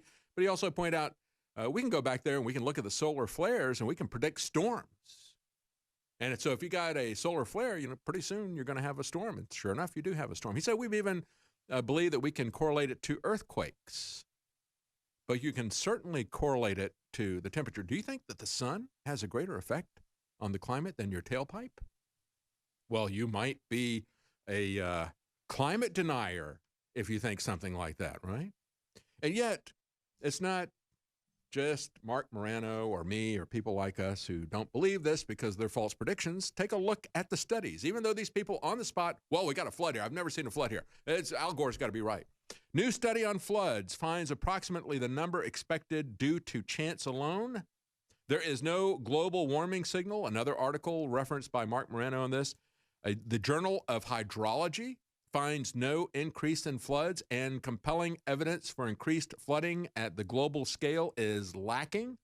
Even the UN's IPCC, the Intergovernmental Panel on Climate Change, says it ain't happening. But NPR says, oh, it is happening, and we got to apologize to Al Gore. Stop the funding for NPR. We'll be right back. Welcome back. As I said, we have ABC News predicting that we would all be underwater. Well, at least New York City would be underwater by 2015, 4 years ago. We'd have $13 a gallon milk. We would have $9 a gallon gasoline. You have NPR going out and talking to 24 people who have been flooded in their area. And so they believe that Al Gore is right. And the sky is falling. And yet, as Mark Morano points out, there are multiple sources, federal studies, global studies, even the UN's own climate change propagandist organization, the Intergovernmental Panel on Climate Change, the IPCC, concluded that globally there is no clear evidence or widespread evidence of changes in flood magnitude or in frequency in observed flood records. And that is for North America and for Europe. They provide a firmer foundation and support for that conclusion. Another study, new empirical study. Are floods increasing in North America and Europe? No. The Journal of Hydrology says no. And yet, listen to NPR's report. They walk up to one person, just based on how they feel about this. This is the way NPR does. They'll have sound effects in the background, and they'll walk up and have one person talk about their own personal experiences. And from that, we should draw broad general guidelines and create policy to shut down private cars, private planes, put us all on government trains, and ship us to the smart cities where they can keep an eye on us. Angel Portillo, says NPR. Angel Portillo doesn't think about climate change much. It seems so far away, so big, but lately he's been thinking about it a lot more often. Stuff like this, he says, all these tornadoes, it just doesn't seem like coincidence, you know? Yeah, okay. Well, weather happens. We used to have Mark Twain said, everybody talks about the weather, but nobody does anything about it. Well, now they think that you are the cause of the weather. You and your car, you or your plane, you or your refrigerator, you or your beef. You are the problem. You are the cause of the weather. And we got to do something about you. We got to control you. And we got to do that at a global level. But of course, they don't apply those rules globally. China somehow always seems to escape those rules. Isn't that funny how they do that? Here's another indicator of nonsense. The national park system, well, actually, this is Glacier National Park in Montana, has subtly removed signs that they put on the glaciers saying, gone by 2020. Yeah. No apology to Al Gore. And no apology is coming from the Glacier National Park in Montana. They've been propagandizing people with lies for all this time. And now they still have their propaganda out there, but it's a little bit more subtle. And maybe what they're going to do, maybe they're just rewriting these signs. Gone by 2030, because 2030 is the date in which they want to put all of these controls on you and I. 2030, that's the magic date. The UN 2030 agenda for sustainability, that's what they want to bring in the smart cities for. And they do it with item after item. But here's what's going on at Glacier National Park in Montana. This is reported by redstate.com. And as I point out, remember back in the 1980s, Ted Danson was still campaigning against global cooling. Global cooling. As a matter of fact, the first Earth Day in 1970, that was the panic. We were headed into a new ice age. Paul Ehrlich and all these people. And the thing that they were pushing at that point in time was population control and reduction. We had way too many people. We needed to get rid of people. And that's why they pushed that one-child policy on the Chinese. That's why they wanted to, quite frankly, push the abortion agenda. Yeah, it was focused on the black community in the early days of Planned Parenthood, but by the 1970s, they wanted it broadly applied. That's why you got the Georgia Guidestones. It's all about reducing the number of people and controlling us very tightly, sterilizing us through our food, through drugs, through 5G, other things like that, but also socially training us that we don't want to have families, don't want to have kids. No. Even if you're able to have kids, and we've seen the physical effects of this, spermageddon, as I talk about it, the dramatic decrease in sperm count and fertility rates here in the West, based on what we eat, based on the drugs that they give us, based on what they expose us to with electromagnetic radiation. They're ready to step that up. But in case that doesn't work, they've also got the psychological. They don't leave anything to chance. They work on you psychologically, they work on you physically, and then if those two things don't work in tandem, they will come down with hard regulations and controls, just outright prohibition. And so, the 70s, Paul Ehrlich, and the first Earth Days, global cooling. Even in the 80s, Ted Danson was still telling us about that. Al Gore then was pushing global warming by the mid-2000s. And Glacier National Park in Montana has had signs put all around that park saying, gone by 2020. All the glaciers are going to be gone, except here's what happened. Instead of disappearing, they got bigger. As a matter of fact, the Jackson Glacier, which is easily seen from the Going to the Sun Highway, may have grown as much as 25% or more in the past decade. A 25% increase. The Grinnell Glacier is also growing since about 2010. And this was discovered by teams of visitors from Lysander Spooner University. I saw this on Lysander Spooner University. They've named a university after Lysander Spooner, the guy who took on the U.S. Post Office and won. They had to pass a law in Congress prohibiting any competition because one guy took on the post office, and he was so effective that he reduced postal rates for several decades. And they had to push that out there. So these people from Lysander Spooner University, they're looking at the increase in the glacier stuff. They're talking about that. But also they were the ones who pointed out that the Park Service has been sneaking around removing these Gone by 2020 signs. The park's specific claims of impending glacial disappearance have been replaced with a more nuanced message that indicates that everyone agrees the glaciers are melting. Some signs indicate that glacial melt is accelerating, they say. See, everyone agrees. It's a consensus. Everyone agrees. There is no dispute about that. You must agree with the hive mind. And like I said before, that we've seen these types of dire predictions. Oil and gas are going to be gone. But even then, they couldn't even lie about coal. They said, well, yeah, we'll have coal for another 500 years, but it's too dirty, so you can't use it. We're going to keep it off limits. And now you got Mike Bloomberg, the former mayor of New York City, has now tried to reignite the war on coal again, as the Daily Caller points out. And the politicians in West Virginia, Democrats and Republicans, you got Joe Manchin, the Democrat senator, and you got the Republican governor, Jim Justice, are both taking on Michael Bloomberg. He has pledged $500 million with a B, $500 million, $500 million he has pledged in subsidies to help people set up solar power, renewable energy, and so forth in municipalities. And as the Republican governor said, we've just gone through the god-awfulest war on coal for the last 8 years prior to President Trump, and it almost killed us. And just as we're crawling out of that terrible deal, now here we go again. You don't think, perhaps, that maybe Bloomberg, with his subsidies, also has some business interest in some of these things that are being put out there as solutions? This is a very, very familiar pattern that we have seen with these people. You got Terry McAuliffe, people surrounding the Clintons and so forth, Solyndra and McAuliffe's scheme. He was getting bukus of money from people to immigrate into this country because they got a special name. You invest enough money in the United States, then you can get citizenship here. And so he was getting wealthy Chinese investors who wanted citizenship to get into his Ponzi scheme about solar power. Terry McAuliffe was. Yeah. So now Bloomberg has announced that his objective is to close every U.S. coal plant by, wait for it, 2030. What did I tell you? 2030. That's the new date. I'm sure they're going to have those signs on there on the glaciers. Gone by 2030.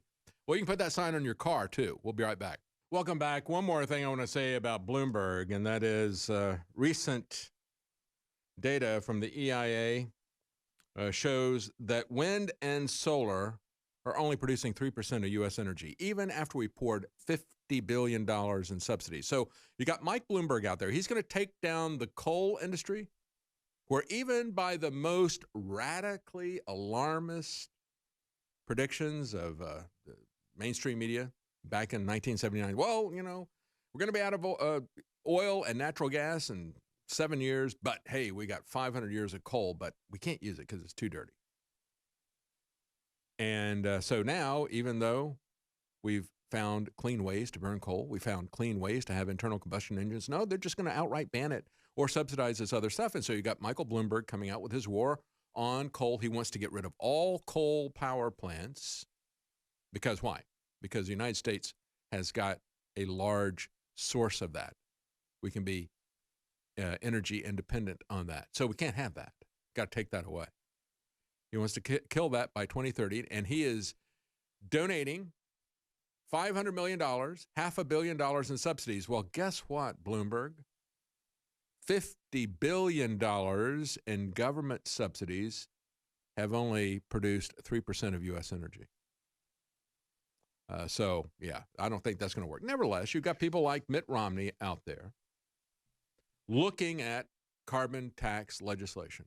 Why? Because Romney is a globalist. This is all about globalism, except not in terms of the way the pain is shared. Matter of fact, Scott just handed me an article here from CNN, the world's top 100 most polluted cities in 2018. Guess what?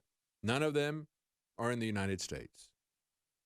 As a matter of fact, if you take out the ones, they're almost all and China and India. And of course, these were the two countries that under the 2030 climate treaty that everybody is so angry at President, the left is so angry. We're not angry at him. We're glad that he pulled out of it.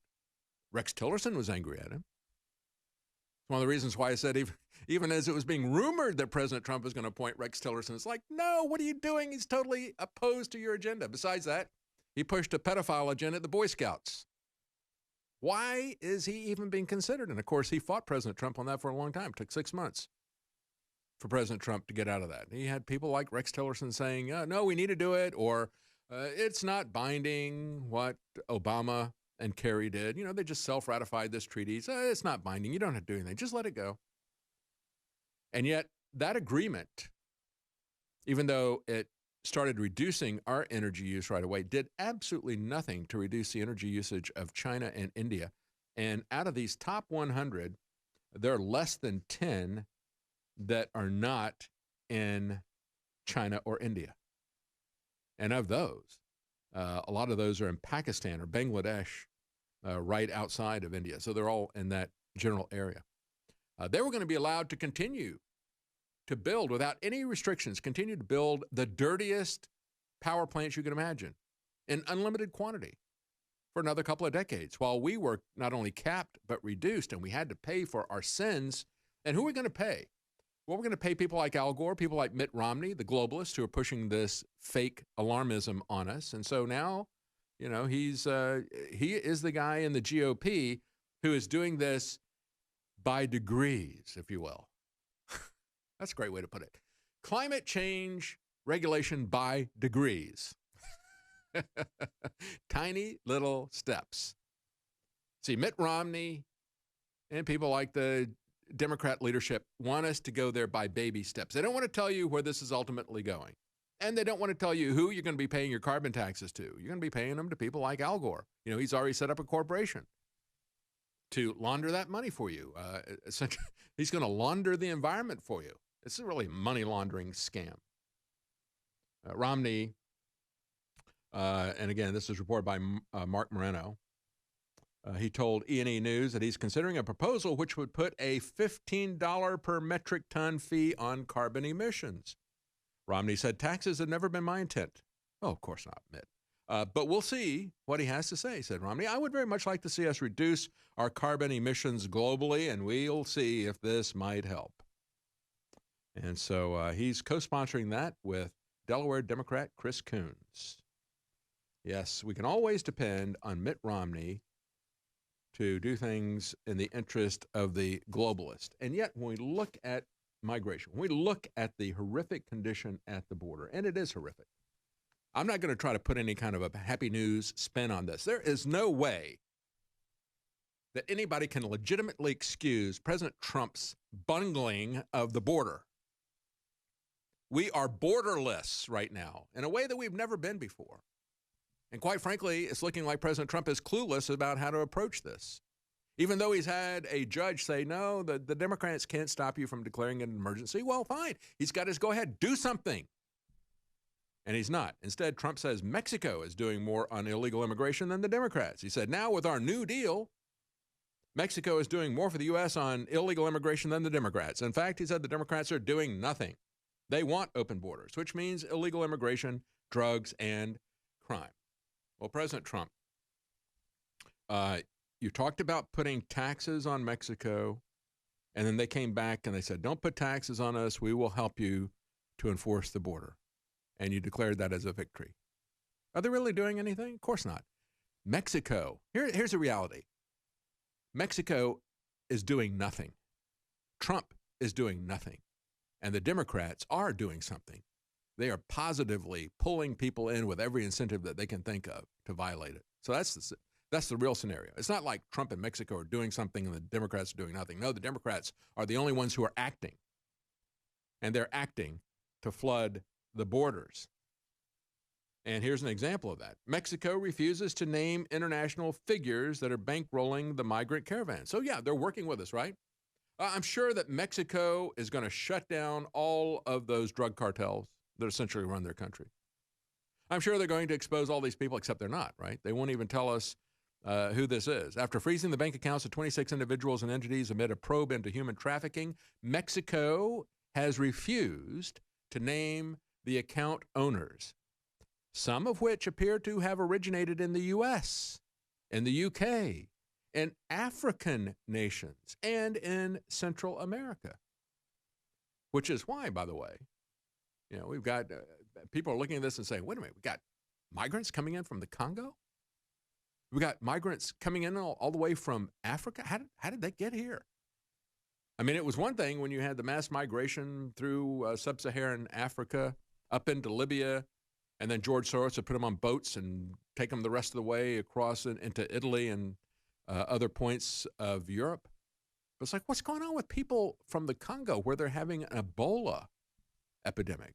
How are they getting across into Mexico and crossing the border into the United States? What's going on with that? Well, they're donors for that, right? Who are these people? Well, we don't know because our wonderful partners in Mexico who are protecting our border aren't telling us. President Trump is outsourcing the protection of our border to the Mexican government. What could possibly go wrong with that strategy? Everybody would turn to the Mexican government for defense, right? Especially when it comes to your own country, right? We'll be right back. Stay with us. Welcome back as we see the Mexican government that President Trump is outsourcing the protection of our borders to. They have said that their financial intelligence unit has tracked suspicious transactions beginning in October 2018 to determine the source of funding for the caravans. And they found people who are funding this out of the U.S., U.K., African nations, and throughout Central America. But they refuse to tell us because, we don't need to know. They're the ones who are protecting our border. So President Trump doesn't need to know who these individuals are. I'll tell you what, this is beyond belief that it could get this bad this quickly, and President Trump would be doing absolutely nothing about it. We've had, however, because we do know that George Soros is behind the Pueblo Sin Fronteras, the village without borders. It's just a village, right? Takes a village to control you. This is the globalist agenda behind all this. We've talked about climate change, how Mitt Romney, even Mitt Romney's out there saying we've got to have carbon taxes to protect us from the planet melting down, never mind the fact that it's not happening. And, of course, open borders, population relocation is all a part of this global agenda. As a matter of fact, going back, if you don't believe this is part of the global agenda, just go back and look at the UN, quote, replacement migration studies and plans going back to the late 1990s. It's there. You can find it online. They called it, they even had a name for it, replacement migration. And so the UN, prior to 1995, they were doing some of these studies. They revised the numbers in 1998. And what they talked about was what was going to happen to the population of Western Europe and the United States and Japan from 2000 to 2050. And what they decided with their study was that given the current decrease in family sizes, the infertility and so forth, that they would see a reduction of 17 to 35%. They used this study to scare people in various countries about this, to tell them, you got to open up the borders because you're not going to have anybody to man your factories and so forth. You're not going to have enough people here, so you need to open the borders with replacement migration because you're going to have a lot of unrest. You got a lot, even though your demographic base is shrinking. And remember, Social Security is a Ponzi scheme. It was always set up, the age of 65 was set up in the 1800s by Bismarck, where they first enacted it in Germany. They picked 65 because that was life expectancy. They didn't intend on anybody getting any benefits. But of course, Social Security is the biggest Ponzi scheme. In order for it to work, you got to have more and more workers coming in to support the people at the top who managed to get past the life expectancy period. That's one of the reasons why they want to extend. They want to take that past 65. They got to get up as our life expectancy increases. They've got to change it so that they don't expect us to take any Social Security out. But the other thing that makes it work is getting more and more workers in. Now, that can be your children or it can be workers that they bring in from a foreign country. So that was the way that Western politicians were selling this replacement migration in the early 2000s. They were saying, well, we got this retiring group of people. They're going to be drawing from the social welfare net. And so we need more workers to come in and support them, except these workers are coming in to be supported. To be supported. They're not coming in because they want freedom. They're not coming in because they're entrepreneurs. They're coming in because they want the free stuff. And this is the dodge that they've been doing. So they understand that George Soros has been involved with the Village Without Borders. And so a leader has been arrested with that. A migrant culture collectives leader, Sanchez, has also been arrested, both of them for aiding and abetting illegal aliens invading the country. The open border advocates consider the U.S. to be immoral, trying to make sure that immigrants enter the country legally. As Big League Politics points out, they did so with the help of Soros's seemingly bottomless checkbook. Perhaps he was one of the individuals that they don't want to reveal. Or perhaps it was the billionaire Koch brothers. They're doing it pretty openly, quite frankly, both Soros and the Koch brothers. So even though these guys are doing it openly, it makes me think that perhaps there's some other big money in there that's pushing the caravans. The Koch brothers are now talking about how their Americans for Prosperity organization is going to be backing any elected official running for office in Washington, D.C. that opposes borders. They want open borders. And I kind of take exception with the fact that Breitbart describes them as economic libertarians. I don't think they're libertarians, quite frankly. Was Jefferson a libertarian? See, Jefferson, in my opinion, that's why I call myself libertarian. You can find me on Twitter. You can find me on YouTube with that, libertarian. Because long ago, I saw some of these libertarians who are basically globalists. See, Thomas Jefferson was an American who wanted to support liberty. I identify with his positions. What Thomas Jefferson said was, we have eliminated all internal taxation on his second inaugural address. We've eliminated all internal taxation. No farmer, no laborer knows the tax man. All the taxes are paid at the border. What they did was they created a free trade border, a free market inside the United States. And that's what China has done. And so all these people are saying, oh, we've got to have open, free, global trade. They don't care if China follows the policies that made America great in the 1800s. It's okay for China to do that. And we've seen how China, by protecting their internal markets, has soared in terms of the wealth of that nation, at the same time eviscerating this country, both with the unequal trade barriers between the U.S. and China. Isn't it interesting that the Koch brothers and all these so-called libertarian, free trade, global trade organizations don't ever call on China to follow those policies? It's only us. We need to do that unilaterally, surrender our economy to China. That's what they want to do. You've been had. These people who were telling you 20, 30 years ago, oh, you want NAFTA, you want trade with China, those people will work for nothing. If they want to be slaves, let them be slaves. And many Americans bought into that rationale. Oh, yeah, let's do that. Yeah, they'll work cheaper than Americans will. So let's take advantage of these schmucks in China and Mexico and Central America who will work for nothing. Let's exploit them. We can have a higher... And so we bought into that same kind of attitude that, frankly, is the attitude of the Koch brothers to you. And because we made that immoral exchange, we are now reaping the whirlwind of saying, I'm fine with whatever the Chinese want to do, whatever the Chinese communists want to do to the Chinese people so they can give me cheap stuff at Walmart. I'm fine with that. And now guess what? It's coming around.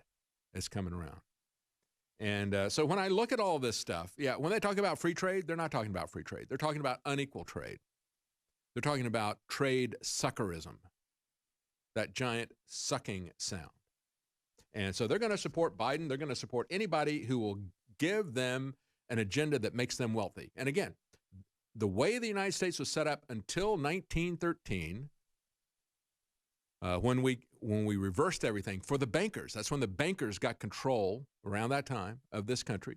They created the Federal Reserve System. They created the income tax. They changed our taxation into preying on the Americans that Thomas Jefferson was so proud of saying, no farmer, no laborer knows the tax man. Well, the bankers made sure that you all know the tax man, and the tax man knows you. And at the same time, they took down the border so they could use slave labor in other countries. And they've been pouring gasoline on that plan ever since. When we come back, we're going to take a look at George Will. What a piece of excrement this guy is. And again, they refer to him as a libertarian. No, he's a globalist. He's not for individual liberty. And he's not for America either.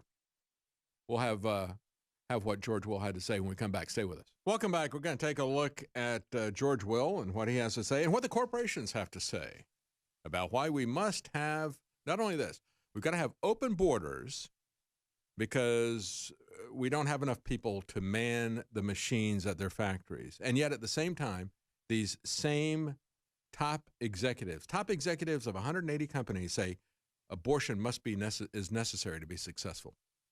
So, on the one hand, they complain about declining birth rates while they push abortion. Do you realize these people are lying to you? And we're also going to take a quick look at gun control being pushed by many politicians right now. But before we do, real quickly, I want to tell you about the specials that we have at InfoWarsStore.com because that's what funds this program and everything that we do here at InfoWars. And we've got a lot of really deep discounts on a lot of very, very popular and valuable products, products that I rely on a daily basis, like Brain Force Plus, DNA Force Plus. DNA Force Plus is very expensive for us to produce. We've reduced that by 50%. That is a huge dollar savings for DNA Force Plus. Also, Brain Force Plus, Turbo Force, Ultimate Female Force, all of those, 50% off for a limited time. We also have a new Total Health and Performance System. It's an 8-pack power stack. You can get that 50% off. Take a look at that. You can find the details there at InfoWarsStore.com. We have a special just for the listeners of this program. You can save 20% off of Silver Bullet. That's our colloidal silver product. Just use the code DAVID to get an extra 20% off of Silver Bullet at checkout.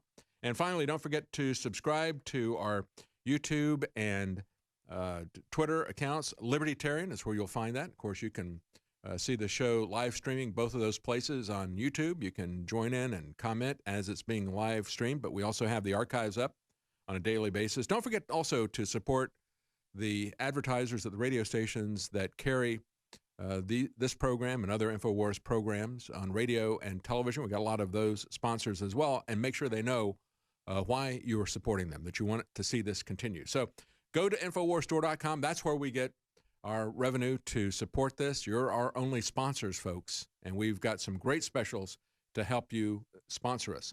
Let's take a look at what George Will has to say. And, of course, George Will has been the token conservative for the establishment media for a very long time. He was a guy who I never really liked George Will. You didn't have to get very far, scratch him very far to see under the surface that he was a big government statist, that he was a Democrat. And, of course, he wouldn't have been on ABC News or these other establishment news sources for so many years if he wasn't at heart an establishment statist. But here's what he had to say about immigration. He wants as much as the economy can take. Here's George Will. What are your views on immigration? I believe immigration is an inherently entrepreneurial act. It's people uprooting themselves, taking a risk for themselves and their families. I think in a country where the baby boomers are retiring, where we have an aging workforce, where we have 7 million unfilled jobs at the moment, and we have people clamoring to get into our country and get to work, I'm for as much immigration as the economy can take. And the economy needs immigration just as much as the immigrants need the American economy. Well, very interesting. Well, that's fine, except that if George Will really was a conservative, as he says he is, wouldn't he say that if this is entrepreneurial and these people are coming here and they're risking stuff, well, we're going to let them come? Sure, let's just open up the borders, let anybody who wants to come, but you and your children don't get any welfare benefits. You just sign off on that. Oh, no, he's not going to say that. You see, when he talks about, and all these people, whether they're Republican establishment shills or whether they're Democrats, when they start talking about the Ellis Island experience, that is not the experience today. When people came to this country in the early part of the 20th century, when they came to this country in the 19th century, there wasn't a welfare state at all. And so why are they continuing to give welfare benefits to these people coming into this country? As a matter of fact, they get superior benefits to Americans here. California just said, well, okay, if you're an illegal alien, they had to put a limit, an age limit on it, right? We want to get the young ones in. But if you're under a certain age, you get 100% health care. Now, the native Californians don't get that. Just like you see in state after state, you see out-of-state, or rather in-state tuition offered to people who are foreign citizens, but not offered to people who are citizens of that state. They don't get, or should say Americans. You only get in-state college tuition assistance if you are going to the state that you live in, that your parents have lived in, that they've paid taxes in. But in state after state, they waive that rule for foreign citizens criminally trespassing. They get rights that American citizens don't get. And now California, you get health care if you're a foreign citizen criminally trespassing. You get better health care than the people of California do. And so, George, Will, it is not entrepreneurism. These people are welfare pimps. You and the Democrats are welfare pimps. And these people are coming here to live at the expense of other people. If you don't believe that, then cut off the welfare for them. And I don't understand why President Trump and the Republicans can't figure that out. Like that college professor that's now, you got a Democrat in Georgia saying he's got to be fired because he said, if you subsidize illegal immigration, you will get more of it. Duh. Isn't that pretty obvious? Why, when we're talking about how we don't really know if we can provide welfare benefits for all the Americans that are, quote unquote, entitled to it, and I don't support the welfare state or the warfare state in any shape or form, but before we cut the welfare state for Americans, can't we cut it for foreign citizens who don't even bother to apply? They just come here and demand the check? No, we're handing them $1,000 at the border. We're giving them the notice that they all ignore, you know. They get this notice, oh, come back in a year or so and we'll give you a trial to determine whether or not you can stay or not.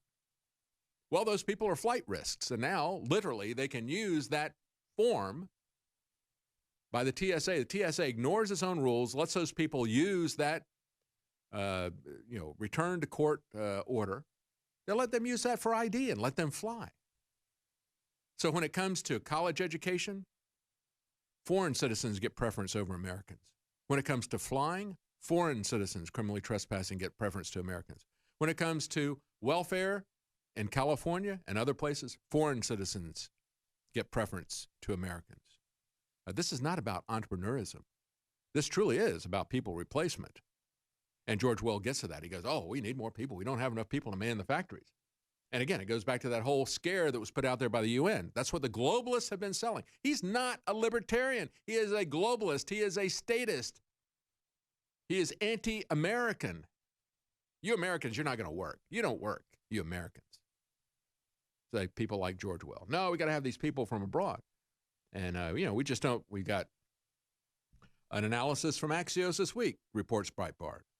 Elected officials are in a scare over the nation's aging population, as if they didn't notice. You mean you didn't notice the 20-year-old UN report, replacement migration, and their projections?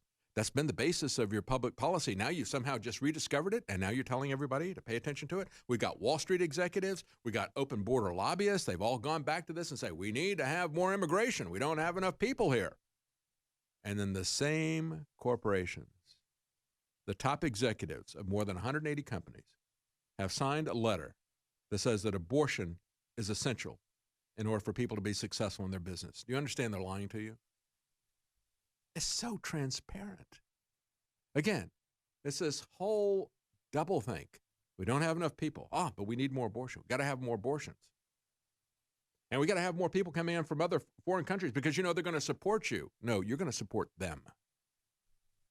That American dream of having a home, that's going to be sacrificed because you've got to build a new school here in Texas every a few days at the rate that people are coming across the border. Most of them young, coming for free stuff, free education, free food, free housing. That free $1,000 they hand them at the border. Give them a piece of paper that they ignore except to use it as a passport to get on a free flight into this country. What is President Trump doing? Flying people into our country who came here illegally. Fly them the other way if you're going to fly them anywhere. But no, they fly them into the country. Shower them with gifts. And George Will says, oh, this is the American way. No, it's not. It has absolutely nothing to do with America. And then he went on to say in that interview about how the big tech giants like Amazon, Google, and Facebook, no, they are evidence that capitalism is working. Again, it's a misapplication of the label. What George Will calls capitalism is corporate fascism. It is corporate cronyism. That's what this is. And it is not big companies that have, people like him always say, corporations can do no wrong. Yeah, right. We'll be right. Well, that's it for the broadcast. Thanks for listening. You're listening to The David Knight Show.